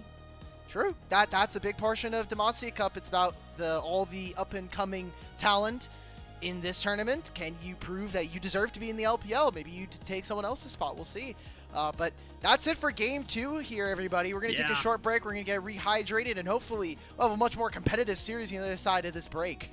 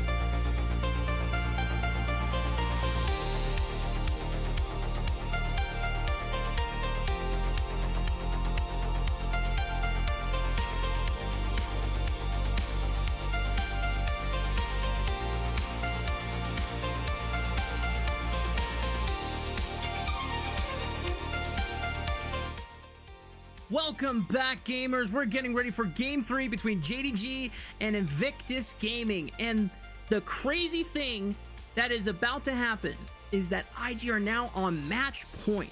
2-0 with two back-to-back, very impressive, very dominant stomps from their side. And when we look back at how we expected this series to turn out, we were thinking that JDG were going to have some advantages in some lanes, definitely mid lane and top lane, and we thought that it was going to be enough with Junja to kind of give them that guiding force forward. That has not been the case whatsoever so far. You look at the solo lanes, I'm looking at bot lane, man. Like, Gala and Vampire by themselves, True. Pedigree alone, should be doing way more than Photic and Jue, but Vampire looks really, really lost on the map right now, just taking way too much damage before his team is there, not coordinating with either him or Jinjia, and then Gala is just kind of left to the wayside, especially in that game. He gets dove, he's already 1-3, he dies, he misses out on another wave. It feels like just the 2v2 isn't working, both in the laning phase and once we get into actual team fights. And it just doesn't seem like JDG are ever on the same page this series so far. It's a far cry from the performances we've gotten out of them in the playoffs. Hell, even in the later stages of their group stage play back in stage 2 a couple weeks ago. So now, JDG fans, they are wondering desperately, where's the peak JDG that we got earlier in this tournament, and when are they going to show up? Because it's now or never, Alk. And peak JDG was still very slow. It wasn't like they were a team that was coming blazing right out of the gates. It really was reliant on Gala being a force in some of these big team fights. He just hasn't been, and so IG, whether it is through correct read or just better play on the day or a combination of the two and other factors, it has felt like IG are almost impervious. And now they're up match point here in our best of 5. They can lose a game or two. They have house money that they get to play with. This will be JDG with their third blue side game in a row here in this series. Let's see if anything changes. We're still sticking with a Syndra band here for Renard. Yeah, the fact that it comes out first one from the get-go, it is just goes to show that their priority is try to deny Renard any of his comfort picks. But the fact that Renard has already delivered back-to-back stellar performances so far with the Ziggs and the Ahri now, I think JDG are starting to run out of options of what else can we deny from this guy. I think jungle becomes really high priority here because we've kind of gone down a lot of the high impact mids to Leah, Azir, Ahri, and with Syndra gone, like Orianna is still up on the table, but we're imagining that's going to be a blue side or a red side ban here. With Xin Zhao gone, Vi is the jungler left. That is a clear cut. We're going to go in.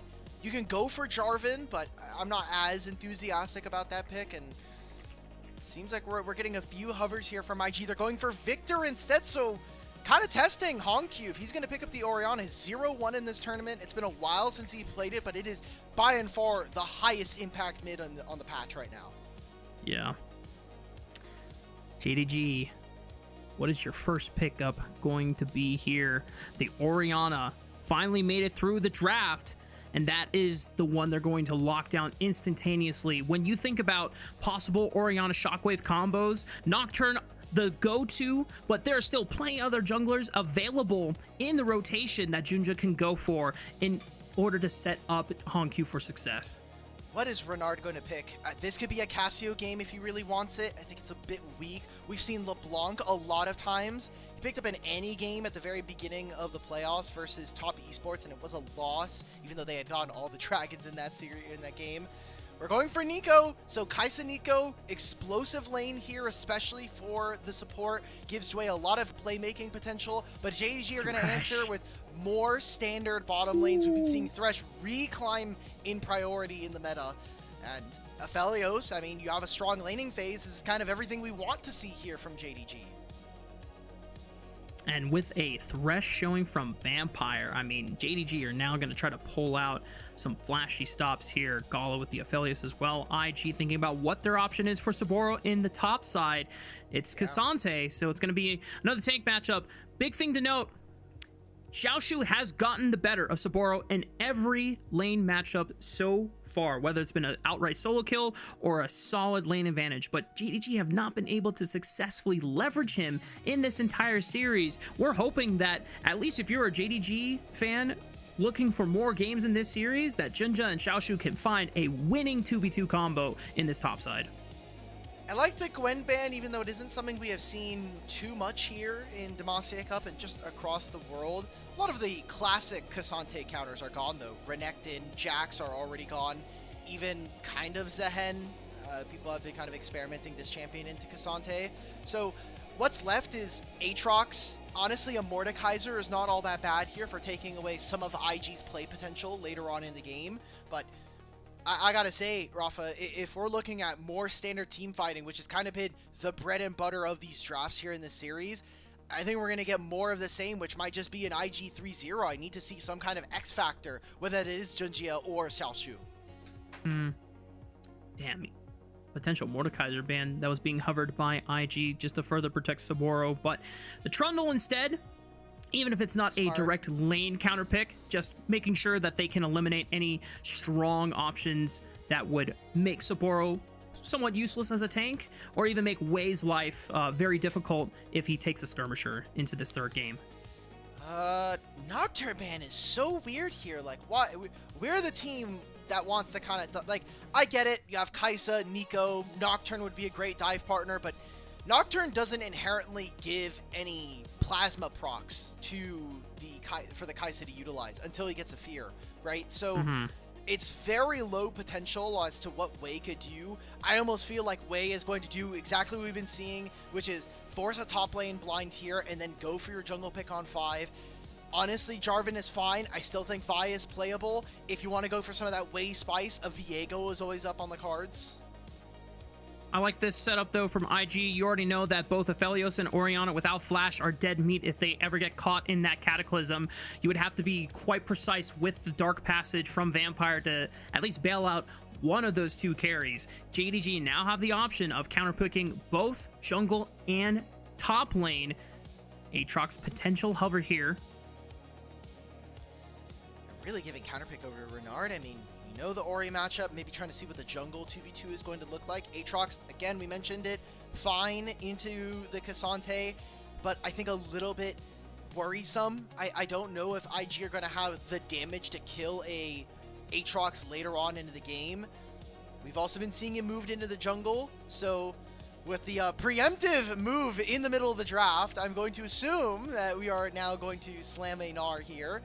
So JDG have some winning lanes here, Rafa. It's what we wanted to see. You have push in bottom lane. You're going to have a good top side matchup with this Cassante versus the Gnar. I think JDG are set up yet again for success, but I need to see Vampire perform. This is kind of the last game in the series and potentially the tournament here if he can't get his stuff together. Taking a long time to hover on this one. Akali for the first time for Renard in Demacia Cup, locked in. This is a lot of confidence coming out from the mid laner for IG. Remember, this is someone that is sitting behind Rookie for IG. So his 2026 looks very uncertain, but the fact that he has showed up and he has delivered 2 back-to-back stellar performances alongside jungler Wei, this is a way to close out a 3-0 sweep in style and put yourself on the market in the best way possible. I want to see it. I'm still not super sold on Thresh as a champion, but we've been seeing it a lot more, especially, I think, mostly in response to if every other support's not going to be taking Aftershock anymore, why are we gated around? And he has a bit of a weaker laning phase. Yes, he has the Flay for the additional auto attacks, but I think in general, his level 2 spike isn't as powerful as some other champions. Nico's very, very dominant, but some of her nerfs, as alongside, if you can land the hook in the lane, she can be very, very vulnerable. I need to see this bottom lane perform, and if not, I think IG have a lot of great dive threat, obviously, with just their 4 champions they've shown on the bottom side of the map. JDG backs against the wall. It's a 2-0 head start for IG. One more victory, one more Nexus, and it's all over. Demacia Cup 2025 will come to an end. But can we see JDG step up, rise to the occasion and go the distance. It's Game 3 for Demacia Cup Grand Finals between JDG and Invictus Gaming. Simple 5-point here. Jayo. There they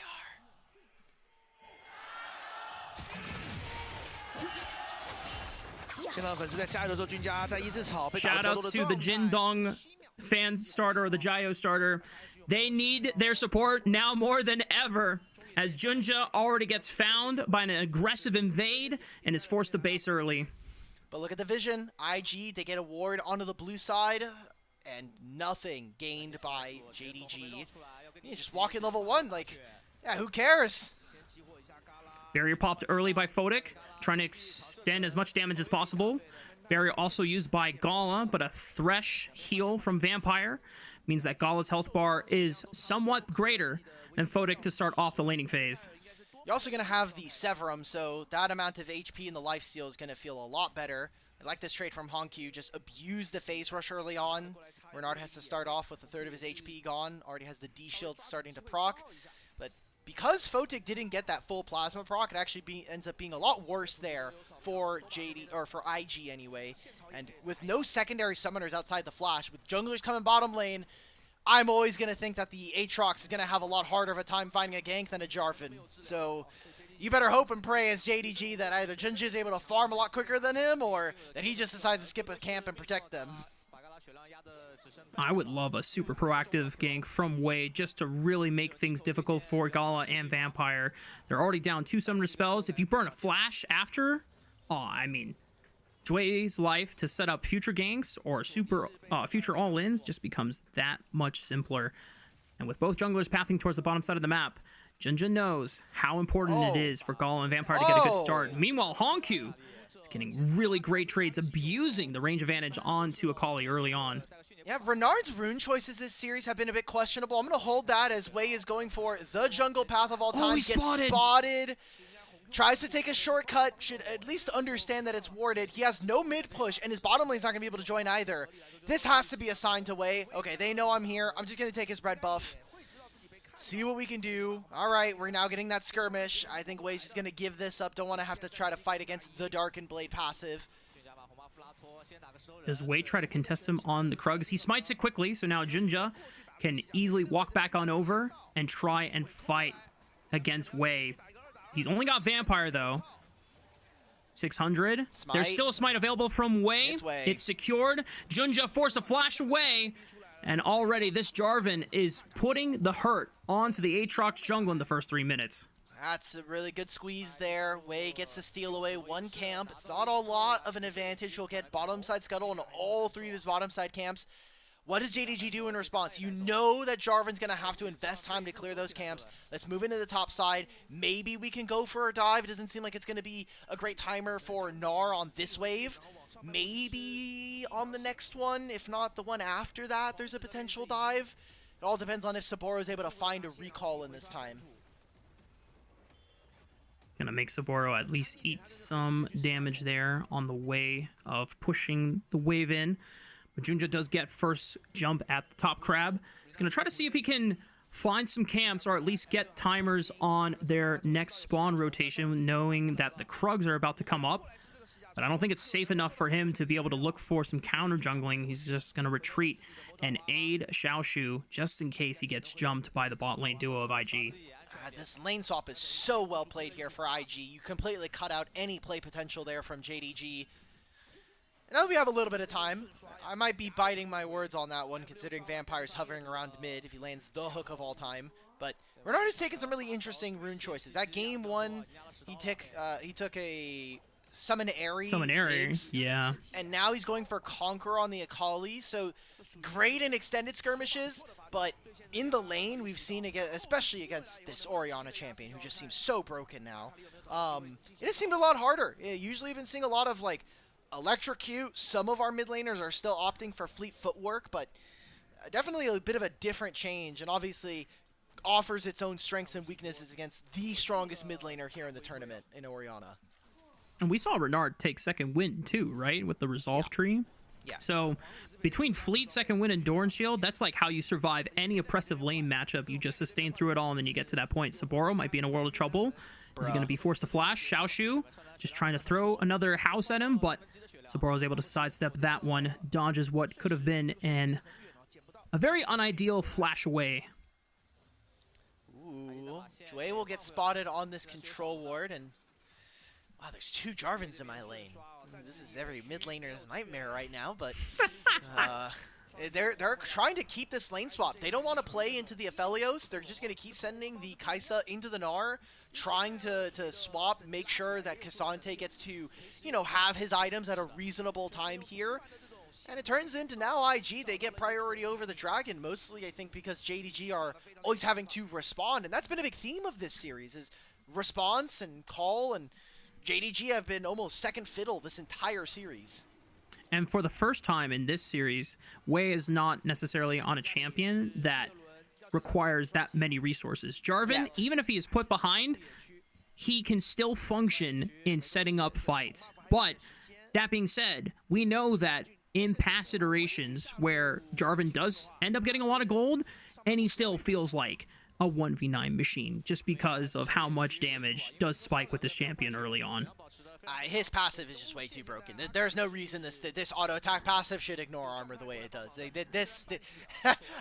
Sometimes when I'm playing jungle and when I'm auto filled, I'll just read this guy's abilities. I'm like, what are they thinking, bro? Like, what is this? And then we're buffing his shield. Like, that's the last thing that needs to be touched. Like, it gives movement speed debuff. It gives you a shit. Like, yeah, whatever, bro. Oh, that's a good hook from Vampire. Jue was connected with the death sentence, forced to flash away. Photic steps up and buys some space for his support. Gala on blue and white, not necessarily. I mean, you're the Aphelios guy. I don't know if those are the best guns to try and find an extended skirmish with. They're not bad, but a lot of Aphelios players have been, you know, testing. I think a lot of folks, like they do with most things, nostalgia kind of takes over, and so they're like, oh, I know the gun combos, green, white, red, white, like those are the gun combos I know. A lot of deeper Aphelios 1 tricks are trying blue and green because the way that it interacts with each other, you can get multiple auto attacks off like super quickly. And the way that your green Calibrum gun applies stacks, it's really, really interesting if you watch it. It's a really high burst combo that you can try to accomplish, but does it also give you like is massive. Does it also give you like extra range on like AoE burst? Like if you try to like apply so if you the use blue burst? your Infernum Q, I might have to hold this because I think we're fighting over this. This is not a level 6 Jue, by the way. He is level 5. He does not have access to his ultimate. That's a big win for him. Oh, it's Tabe now on the coach comp. Tabe's talking. Oh my goodness, Tabe is on the mic, ladies and gentlemen. And just like that, maybe IG sensed the presence of Tabe himself through the comms and said, we have to bail. Tabe's on the mic. And for the first time, JDG are able to contest IG on an objective and at least will deny one of the grubs away. This is the first time this whole series they've gotten grubs. They've got at least any of the grubs. Last time it's been 3 grubs going over to JDG. These last 2 games, finally IG pick up 2. It's great, but I hope that Tabe is able to at least instill some calmness in these guys, because you can probably sense that there's going to be, you know, that anxiety that we've been talking about of, okay, we failed these last 2 games in pretty spectacular fashion. We haven't been doing a great job of tracking the enemy jungle, especially for a player like Vampire, probably needs a little bit more guidance in mid-games. And a slow game. We're 9 minutes, no kills. We've had some near misses, some close fights, but all in all, a much slower one here. I think you can almost feel the tension between these 2 teams here as a potential match point. JDG have needed to calm their antsy nerves, the fidgetness that we have seen and how they approach a lot of these fights so far. There have been many times where their coordinated attempts were very split, and hopefully with Tabe now in the room with them and on these coach comms, it might give them the direction that they need to try and swing the series back in their favor. Despite all of the tense moments we have seen in a couple of these scenarios and skirmishes, Alec, there have been no kills so far. It's still a 0-0 game at 10 minutes. Saying, man. There's nothing here. There's maybe that nervous energy. You know, we have a dragon spawning in a minute, so hopefully you get to do your part of the job here. But I mean, if everything is equal, no summoners are taken, I expect JDG to be winning fights. I mean, you get into a fight, you're walking into an objective, and there's an Orion already waiting. There's a Thresh to stop a Jarvan. A lot of tools available to JDG. It's just whether or not they can utilize them. That has been a big problem so far. Honku doesn't necessarily have the most instinctual ball delivery system, since, I mean, you can attach it to Aatrox and let him get on top of people, but unless you're synchronizing it up with your third Q... We're doing it again? Holy wow! We just had Tabe again. We're using two, and we're using two of our comms already. I mean, put it this way, Alec. The early objectives have been what went south for JDG, and just let IG kind of coast to a snowball victory. So now Tabe is coached them through the first objective in those Void Grubs, and now is coaching them through the setup for the second Dragon. It is imperative for JDG to not let IG get another stacking Dragon snowball this easily. Well, they're first to the play. They're on the top side of the river here. Honku teleports in and will have massive wave control versus this Akali. I mean, Xiaoshu's also fighting currently and has teleport, so he can always put the hurt down on a Saboro. They have to now tend with the fact, as IG, are we going to lose the turret, or are we going to give up this dragon right now? Seems like we're going to buy a little bit of time, maybe wait for a recall from Xiaoshu. No dragon being started with, even with all of our vision here. This kind of felt like the timer to do it. I definitely was expecting it to be ripped by JDG upon spawn, but now IG have a moment to move in, reestablish some vision control. Tribush scouted out, but no permanent vision established. Wei just continuing to herd Photic and Jue through this minion wave. Junja looking for Renard. I mean, I don't know how you're ever going to find that play. This Vampire does tag Wei with a death sentence, but no real follow-up, and IG now have a chance to just start the dragon, because Junja is spotted going to the top side of the map. Yeah. Unless this is a bait, what is the play? He flashes Renard, over the shockwave.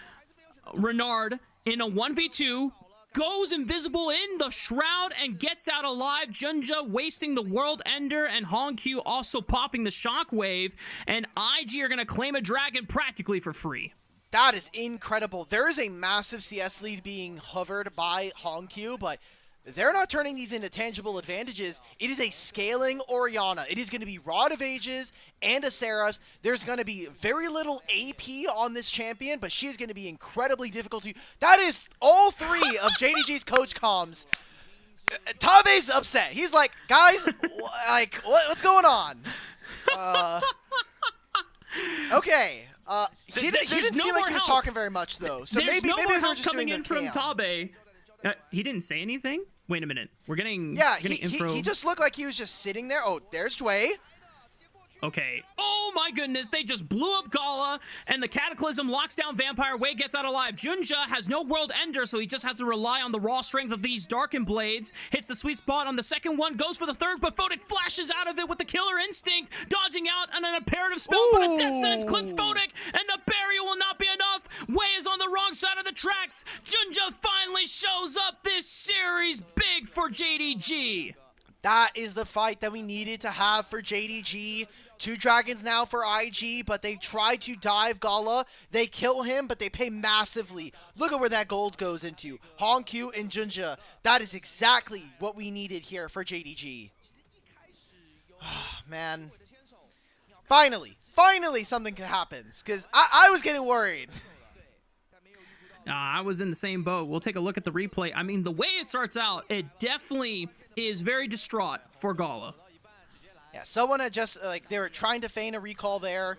And at this point, the fight should just be over. But I think they know, like, hey, maybe we can go for one more plate. It's probably out, so Photic flashes. He'll dodge out on the third Darkened Blade by using his Killer Instinct, but... I mean, this is good play from JDG. They are...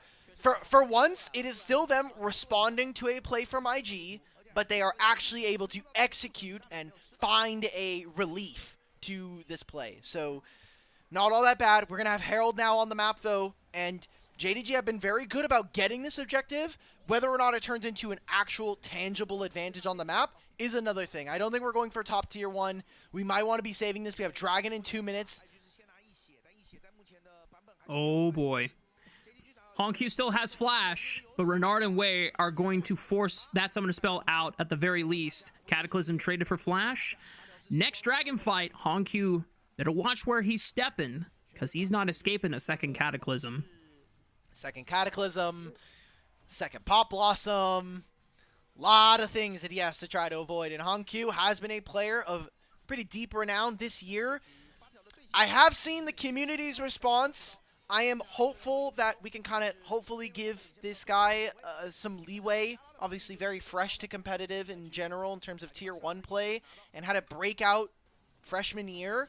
But you are an LCP, what is it?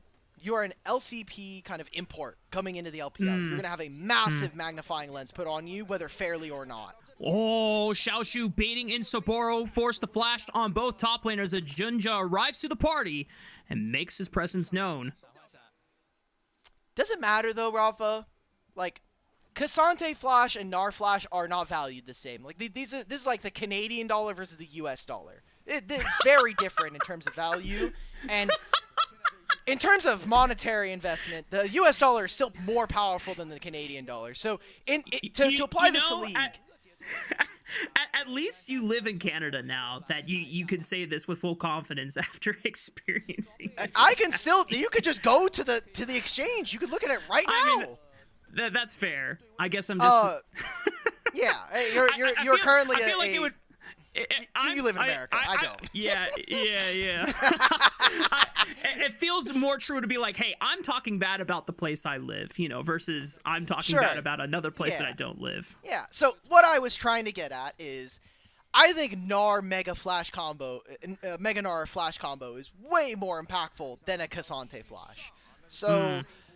Hopefully this doesn't end up biting Xiaoshu in the back. We're seeing a Q3, maybe an ultimate. Oh my! Wait, he doesn't have ultimate. He doesn't have ultimate. Xiaoshu is getting run down. He's able to push Saboro away, but that is a lot of health traded. Saboro just uses TP. Xiaoshu doesn't have his teleport up, so either he's gonna be forced to recall and lose some minions to this tower, or he's gonna be forced to stay. This fight will not have either top laner showing up. Hang on. Jue posturing with Wei as he barely sidesteps the death sentence. Renard approaching from the bottom side, from the shadows. Do they know that he's there? There's no flank. There was a ward right there, right outside the Dragon Pit, so they know Renard is in this position at the very least. Okay. They'll see him cross over into the river. Herald's going to be spawned. Still no damage on this mid-tier 1. This Herald is useless. You got damage down, but you did not take the turret, and you're still missing priority on the bottom side. You're still missing priority in mid. They're just now fighting through this river, but I don't think IG should give them any quarter to walk through this part of the map right now. You have a flash on Jue. This Pop Blossom is extremely deadly, and Hongq does not have flash for at least another 45 seconds. Still not certain whether JDG can call upon Tabe again for the rest of the series or not, or at least this game, I should say. But JDG definitely not looking the most confident in setting up their position. They're trying to use vision control as much as possible, but doesn't seem like they're bold enough to commit to anything so far. Saboro tries to clear out the rest of the minion wave, will save his tier 1 turret from falling, but IG can now easily move back into the bottom side and try to look for another flank attempt. That's a shockwave on from Hongq. That lands on the Jue. That's half his HP. That's his heal, but no flash. And Renard on another flank here. Can he find something? It's IG battling. This would be their sole point if they can grab this. JDG have to fight through fog of war. How is Renard going to enter? Because by the time he walks through this pit or walks through this choke, he's going to be seen. It's a really difficult approach for Renard to make. He's in the Raptor wall. Saboro still top with Xiaoshu. Xiaoshu has teleport available this time, and Xiaoshu builds up the Mega Gnar. 2K on the Dragon. They start out the fight. Junja gets knocked up by the flag drag. Renard makes his approach. Jue looks for the Pop Blossom and only hits on the one. It's secure drag for the side of IG, and now everyone's trying to bail out. But Wei goes back in, but the Cataclysm flashes out, locks them down, and maybe it's just enough for IG to retreat. Death Sentence connects on the Wei. The flay back. Junja gets his first kill of the fight, and the rest of IG are forced to scram. Still the Dragon going over to IG. Really well played there from JDG. Do they go for the Otacon immediately? No. They're not going to even try to pressure this. I mean, Xiaoshu has TP. We should at least be looking to threaten. We know Wei is not alive, and they don't have Pop Blossom. This is a mistake from JDG in my mind. They're going to grab a top tier 1, and that was a great play. I can't wait to look at the replay. Vampire playing that very, very well. Have a lot of expectations for this roster, but it is 4 kills at 28 minutes, and we are now at Mountain Soul point for IG. And we haven't gotten a chance to talk a lot about the scaling power of this Aatrox in the jungle, because it behaves much differently with jungle economy versus top lane economy, but this second item spike is essentially the strongest that Aatrox will be for this game. Once he hits that Shojin, which I imagine is coming in for that Tunneler, he's going to have enough ability haste to be able to cast Darkened Blade enough times throughout his World Ender duration, and he will be insanely strong as long as JDG are able to provide the space and the opening for him. It's actually not a Shojin, it's a Sterix Gage. He knows that he is probably the only person going in first and has to absorb all of that brute force damage that comes in on the first rotation from IG.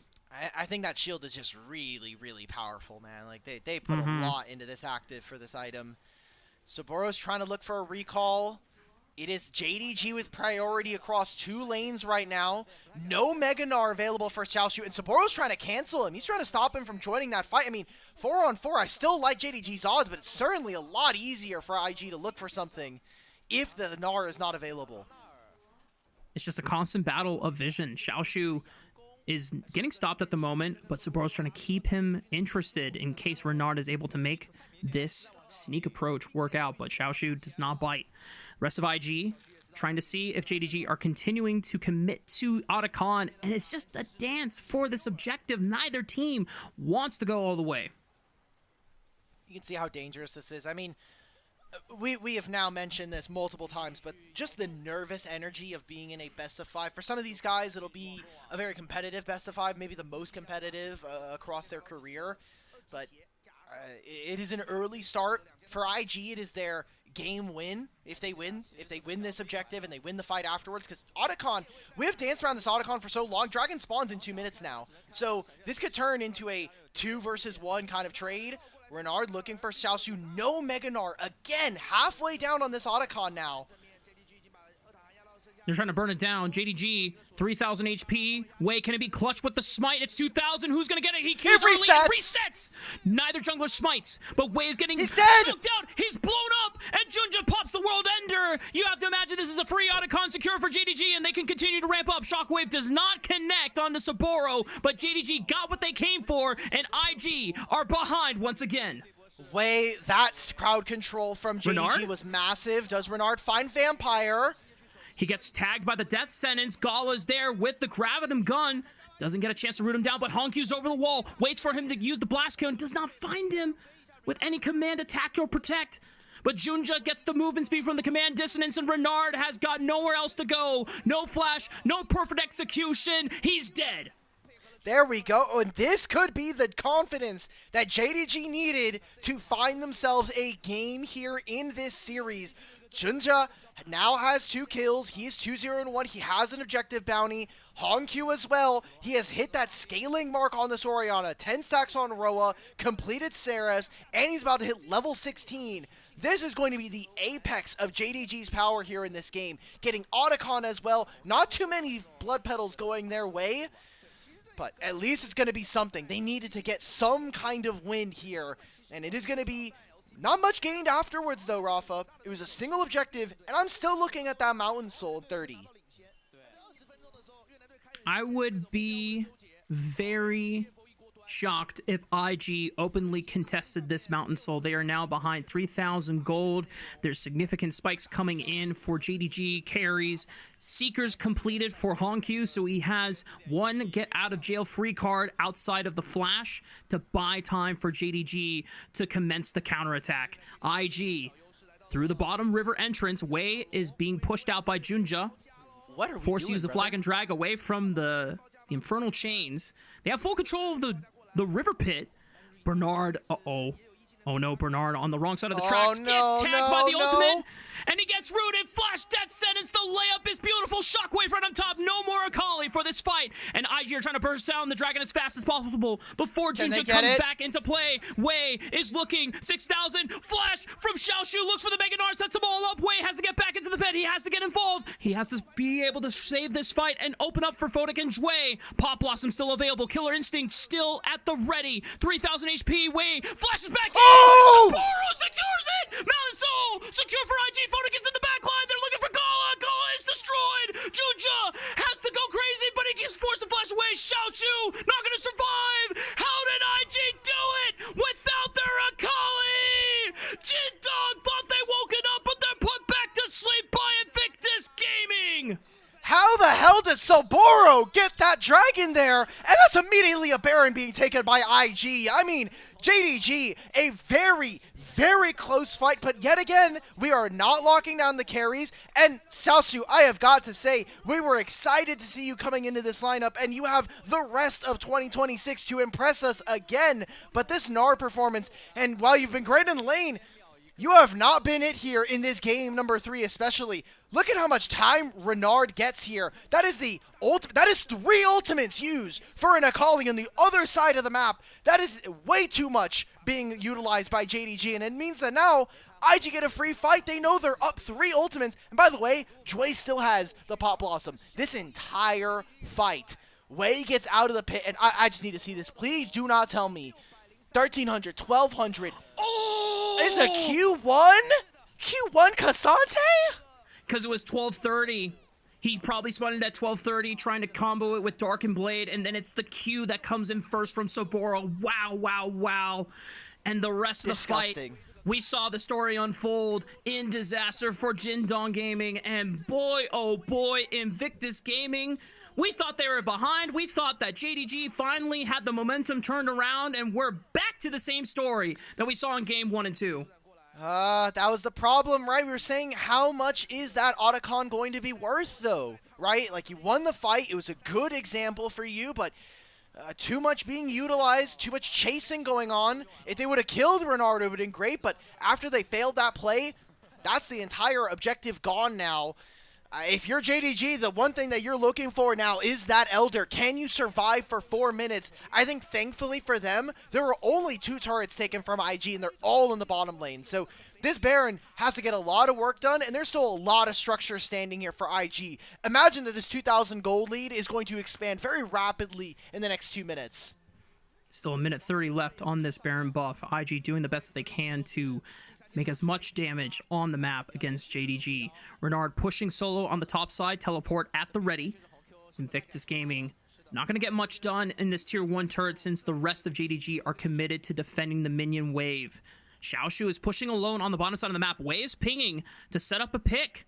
Maybe a quick collapse. Renard is going to occupy JDG's attention for now as Hongq picks up the wave. Xiaoshu manages to get a tier 1 turret for his efforts on the bottom side of the map, and he has teleport, but he can easily get knocked up by Wei's Jarvan. So I don't think Xiaoshu's getting out of this one. He's going to look for at least a trade. Decent damage onto Photic. Wei should be able to burst him out. Photic is getting super low. It comes at the cost of Killer Instinct and Cataclysm. Can JDG do something with this information? Let's get Vision down on the top side. Let's see if we can try to squeeze a little bit. Maybe take some jungle camps. I don't think Junja's under any threat from this Akali. He's going to stop him from stealing the rest of his jungler's Krugs.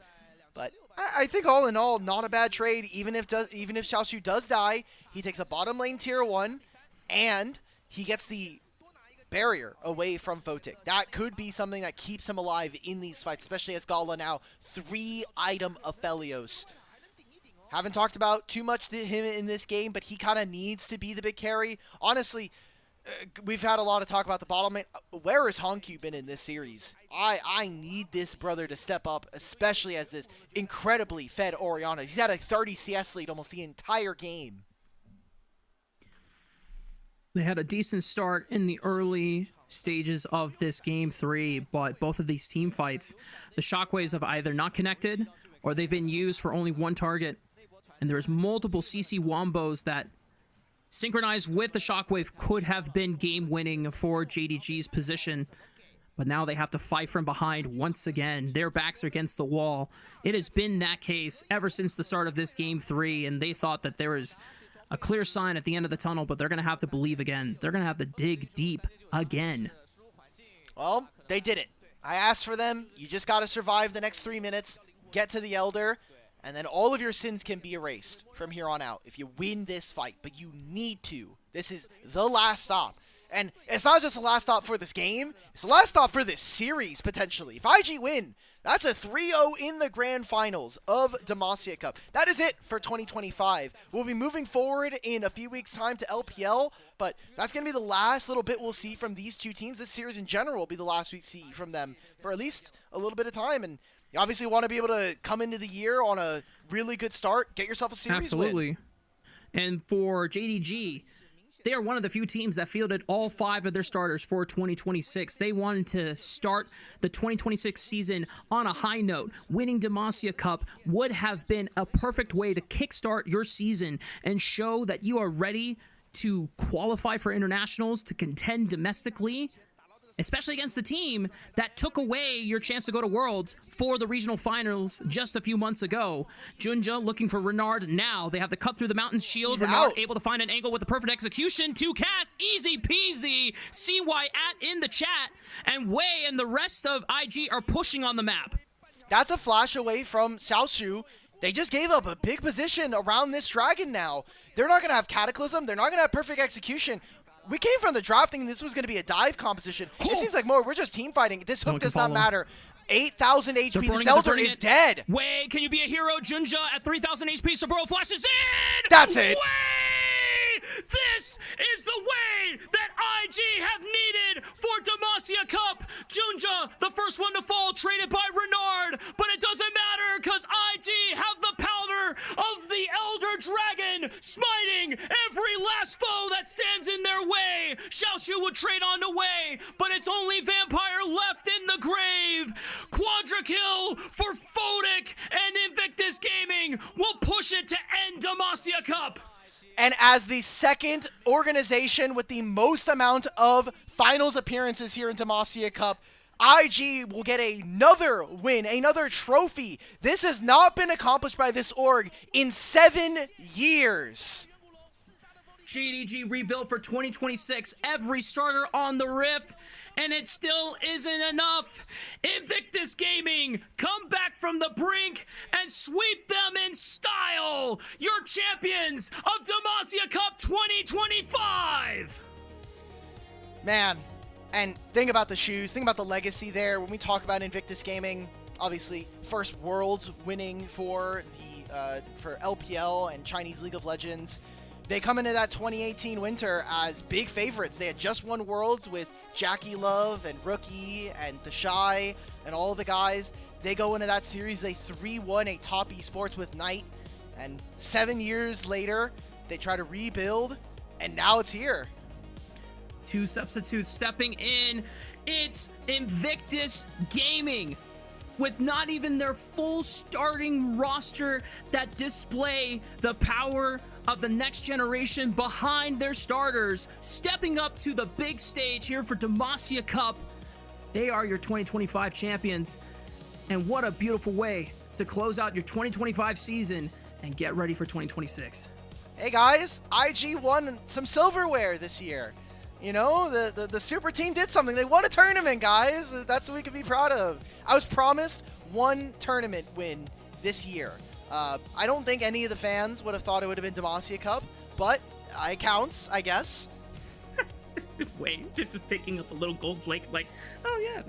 Hey, I love picking up confetti when you go to the big events. I think I still have a bit of confetti from Houston, the LCS finals.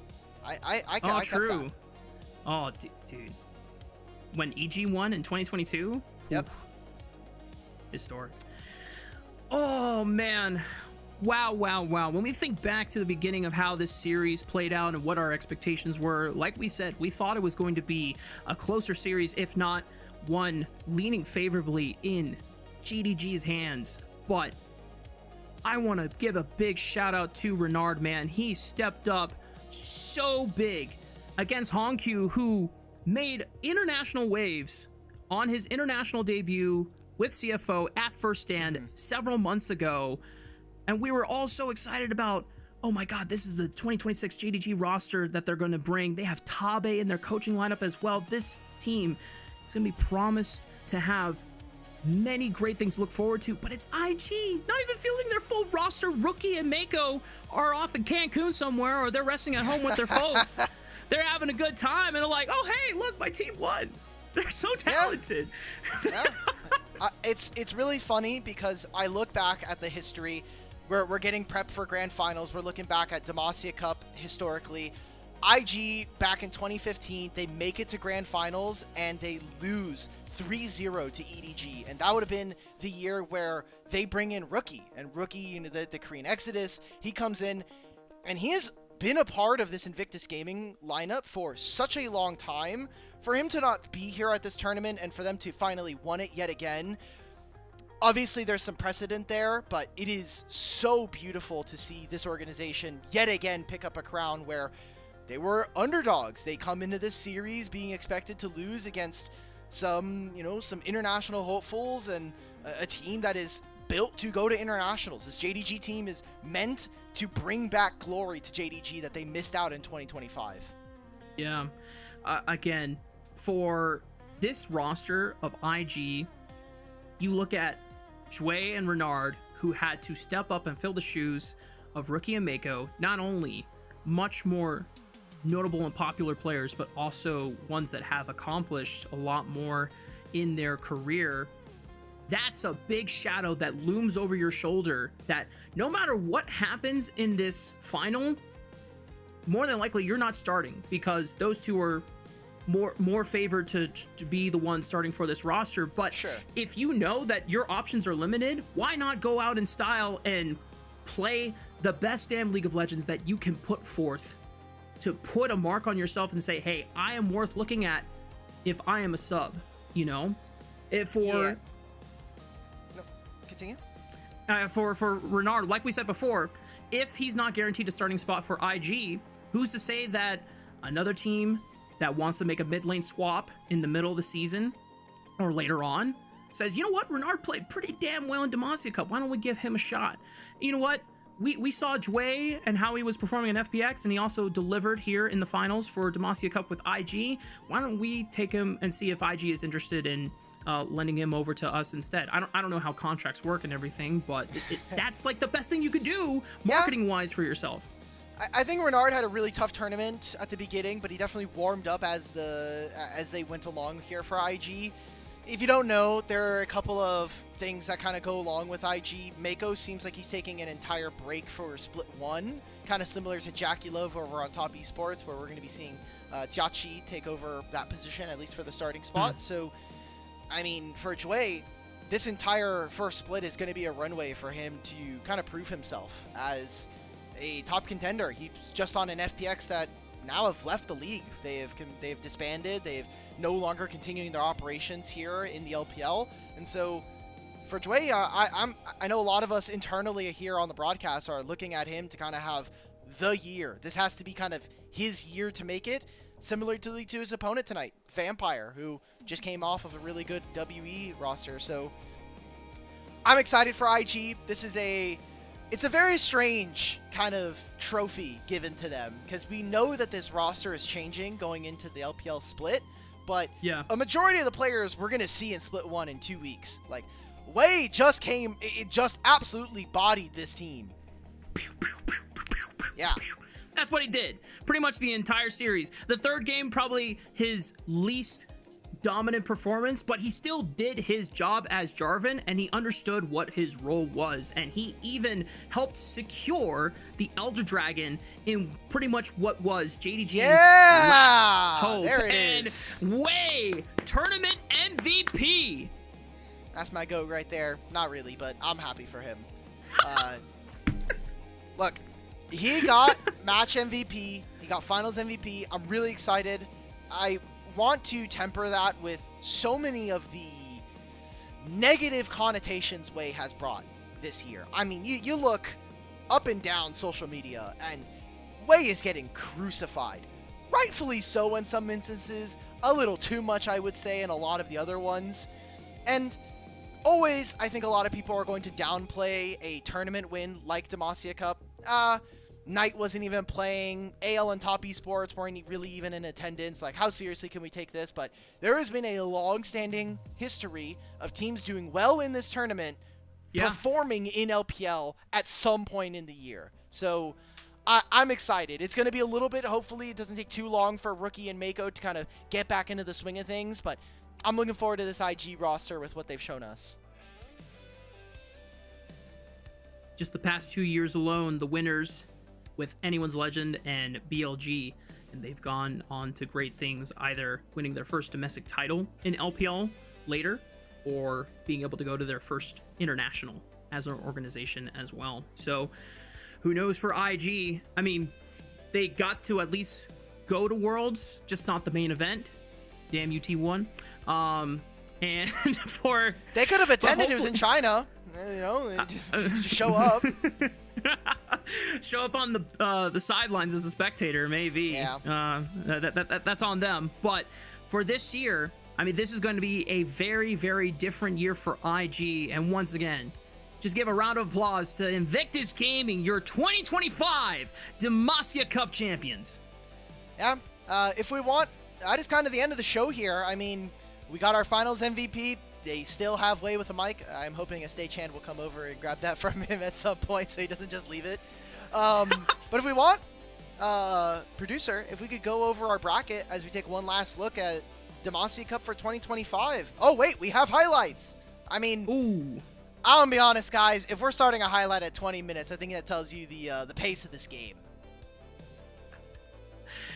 I mean, this is where the games were pretty much decided and set in stone. Looks like there might be... Oh, this is game 1. Okay. Yeah, this might be like finals MVP highlights for Way. Game 1, Mbessa. Game 2, Kiana. Game 3, Jarvan. Once again, we cannot state enough how cautious we were about getting excited for Way playing on mechanically intensive carry champions. Just given the results and the mixed consistency we got from him in 2025, but really huge props. Like, we're not trying to downplay anything. We're just trying to be honest based on what we saw collectively from 2025. And this was definitely Way hitting an all-time peak for the 2025 season. So for him and for IG fans, I really hope that this is something that Way can build a foothold on and ensure that his floor always remains this high. JDG fans, I would not get too dismayed. It was a tough showing here tonight, but you also are a top 2 team in a tournament with so many others, right? We had 10, 12, we had 14 teams attend this tournament, 16 teams, I should say. And I mean, we had a lot of great stuff happen here. I mean, the fact that JDG make it, they start off 0-2 in the group. They then go and destroy a surging OMG, a Billy that ends up not even qualifying for this stage of the tournament, and they make it in at 2-2. And then they go ahead and they clap an EDG, sorry. LGD didn't even look like it was much of a competition for them, if you look back at their series. I mean, that series yesterday versus LGD was a very large reason as to why we were expecting this JDG to be the team to beat here in the finals. So it sucks, especially because every tournament is going to need to have a loser at some point at every stage, but you're a top 2 team here in Demacia Cup. We're still expecting a lot of great things from this roster as time goes forward. And I still think this team has potential to do it, to be able to qualify internationally, to contend domestically. But obviously this finals was not their day, and IG showed up big time. And if I'm looking at, you know, the 2 big players that we were really noting as the big pickups and the imports for JDG, straight from CFO, Hongq and Junja. I mean, maybe in this game 3, Junja was getting a little bit more impact on the Aatrox, but I think Tabe and whoever's else is in the coaching system with JDG have a lot to work on in being able to bring the best out of these 2 players that JDG probably worked incredibly hard to secure for themselves over every other team for the offseason. Okay, this should be the last fight. As we close out the show, now we can do our bracket. You can kind of look back at what happened here in top 8. Not too... I wouldn't say this bracket was all that surprising. Like, the IG win was probably going to be meh. The LNG OMG was definitely the closest series, not just in terms of result, cinema. but It was the best series still. Also, just in terms of what the how close these teams were matched going into this. Our semifinals very disappointing, and kind of sucks to get a 3-0, but it was explosive, especially in those first 2 games. So happy about that at the very least. Yeah, I think the best takeaways we can look at for this finals is just the unexpected show-ups from Wei and Renard specifically. Those two making the grand difference and vastly outperforming their counterparts was, quite frankly, not what both of us really expected going into this series, but that was the big turning point. But with Demacia Cup 2025 wrapped up in the books, that does mean that our final chapter for 2025 has come to an end. And this now leads us into 2026, which now we at least have an official start date, January 14th. Yes. Now, what does it look like? We're still trying to comprehend it. There's like 3 groups. There's a lot of stuff going on. Imagine, again, if you're not following you on Twitter, you can go to my social media. I've been retweeting all of her stuff. She's a great forum for getting all your news for LPL and making it digestible as well. We'll be coming up with a very convoluted format explainer graphic as we have in years past, or I guess in this last year's past and formats past. But yeah, as you can see in that lower third, set your calendars. Wednesday, January 14th, 1 a.m. PST, 5 p.m. China Standard Time. LPL Split 1 will start. That means for any Western viewers or on the North America side, if you're watching LPL January 13th, Tuesday night, get ready to stay up or sleep early and get up for that time. We got banger matchups. We got banger matchups off the rip. We're going to have Weibo IG opening up the tournament and Top Esports JDG right afterwards. Oh my gosh, you guys cannot miss this. But last few words, Alk. It has been an absolute pleasure to do Demacia Cup finals with you and Kai, our wonderful producer behind all the screens, behind all the assets being flown your way. Shout out to all of our mods working tonight. Shout out to the chat for showing up every week to support us here on the LPL English broadcast. 2025 has been an absolute movie, and the fact that we have already now eclipsed 1 full year with this project means the world to all of us. So on behalf of the broadcast staff and crew of LPL English, we wish you all a good night and see you for 2026.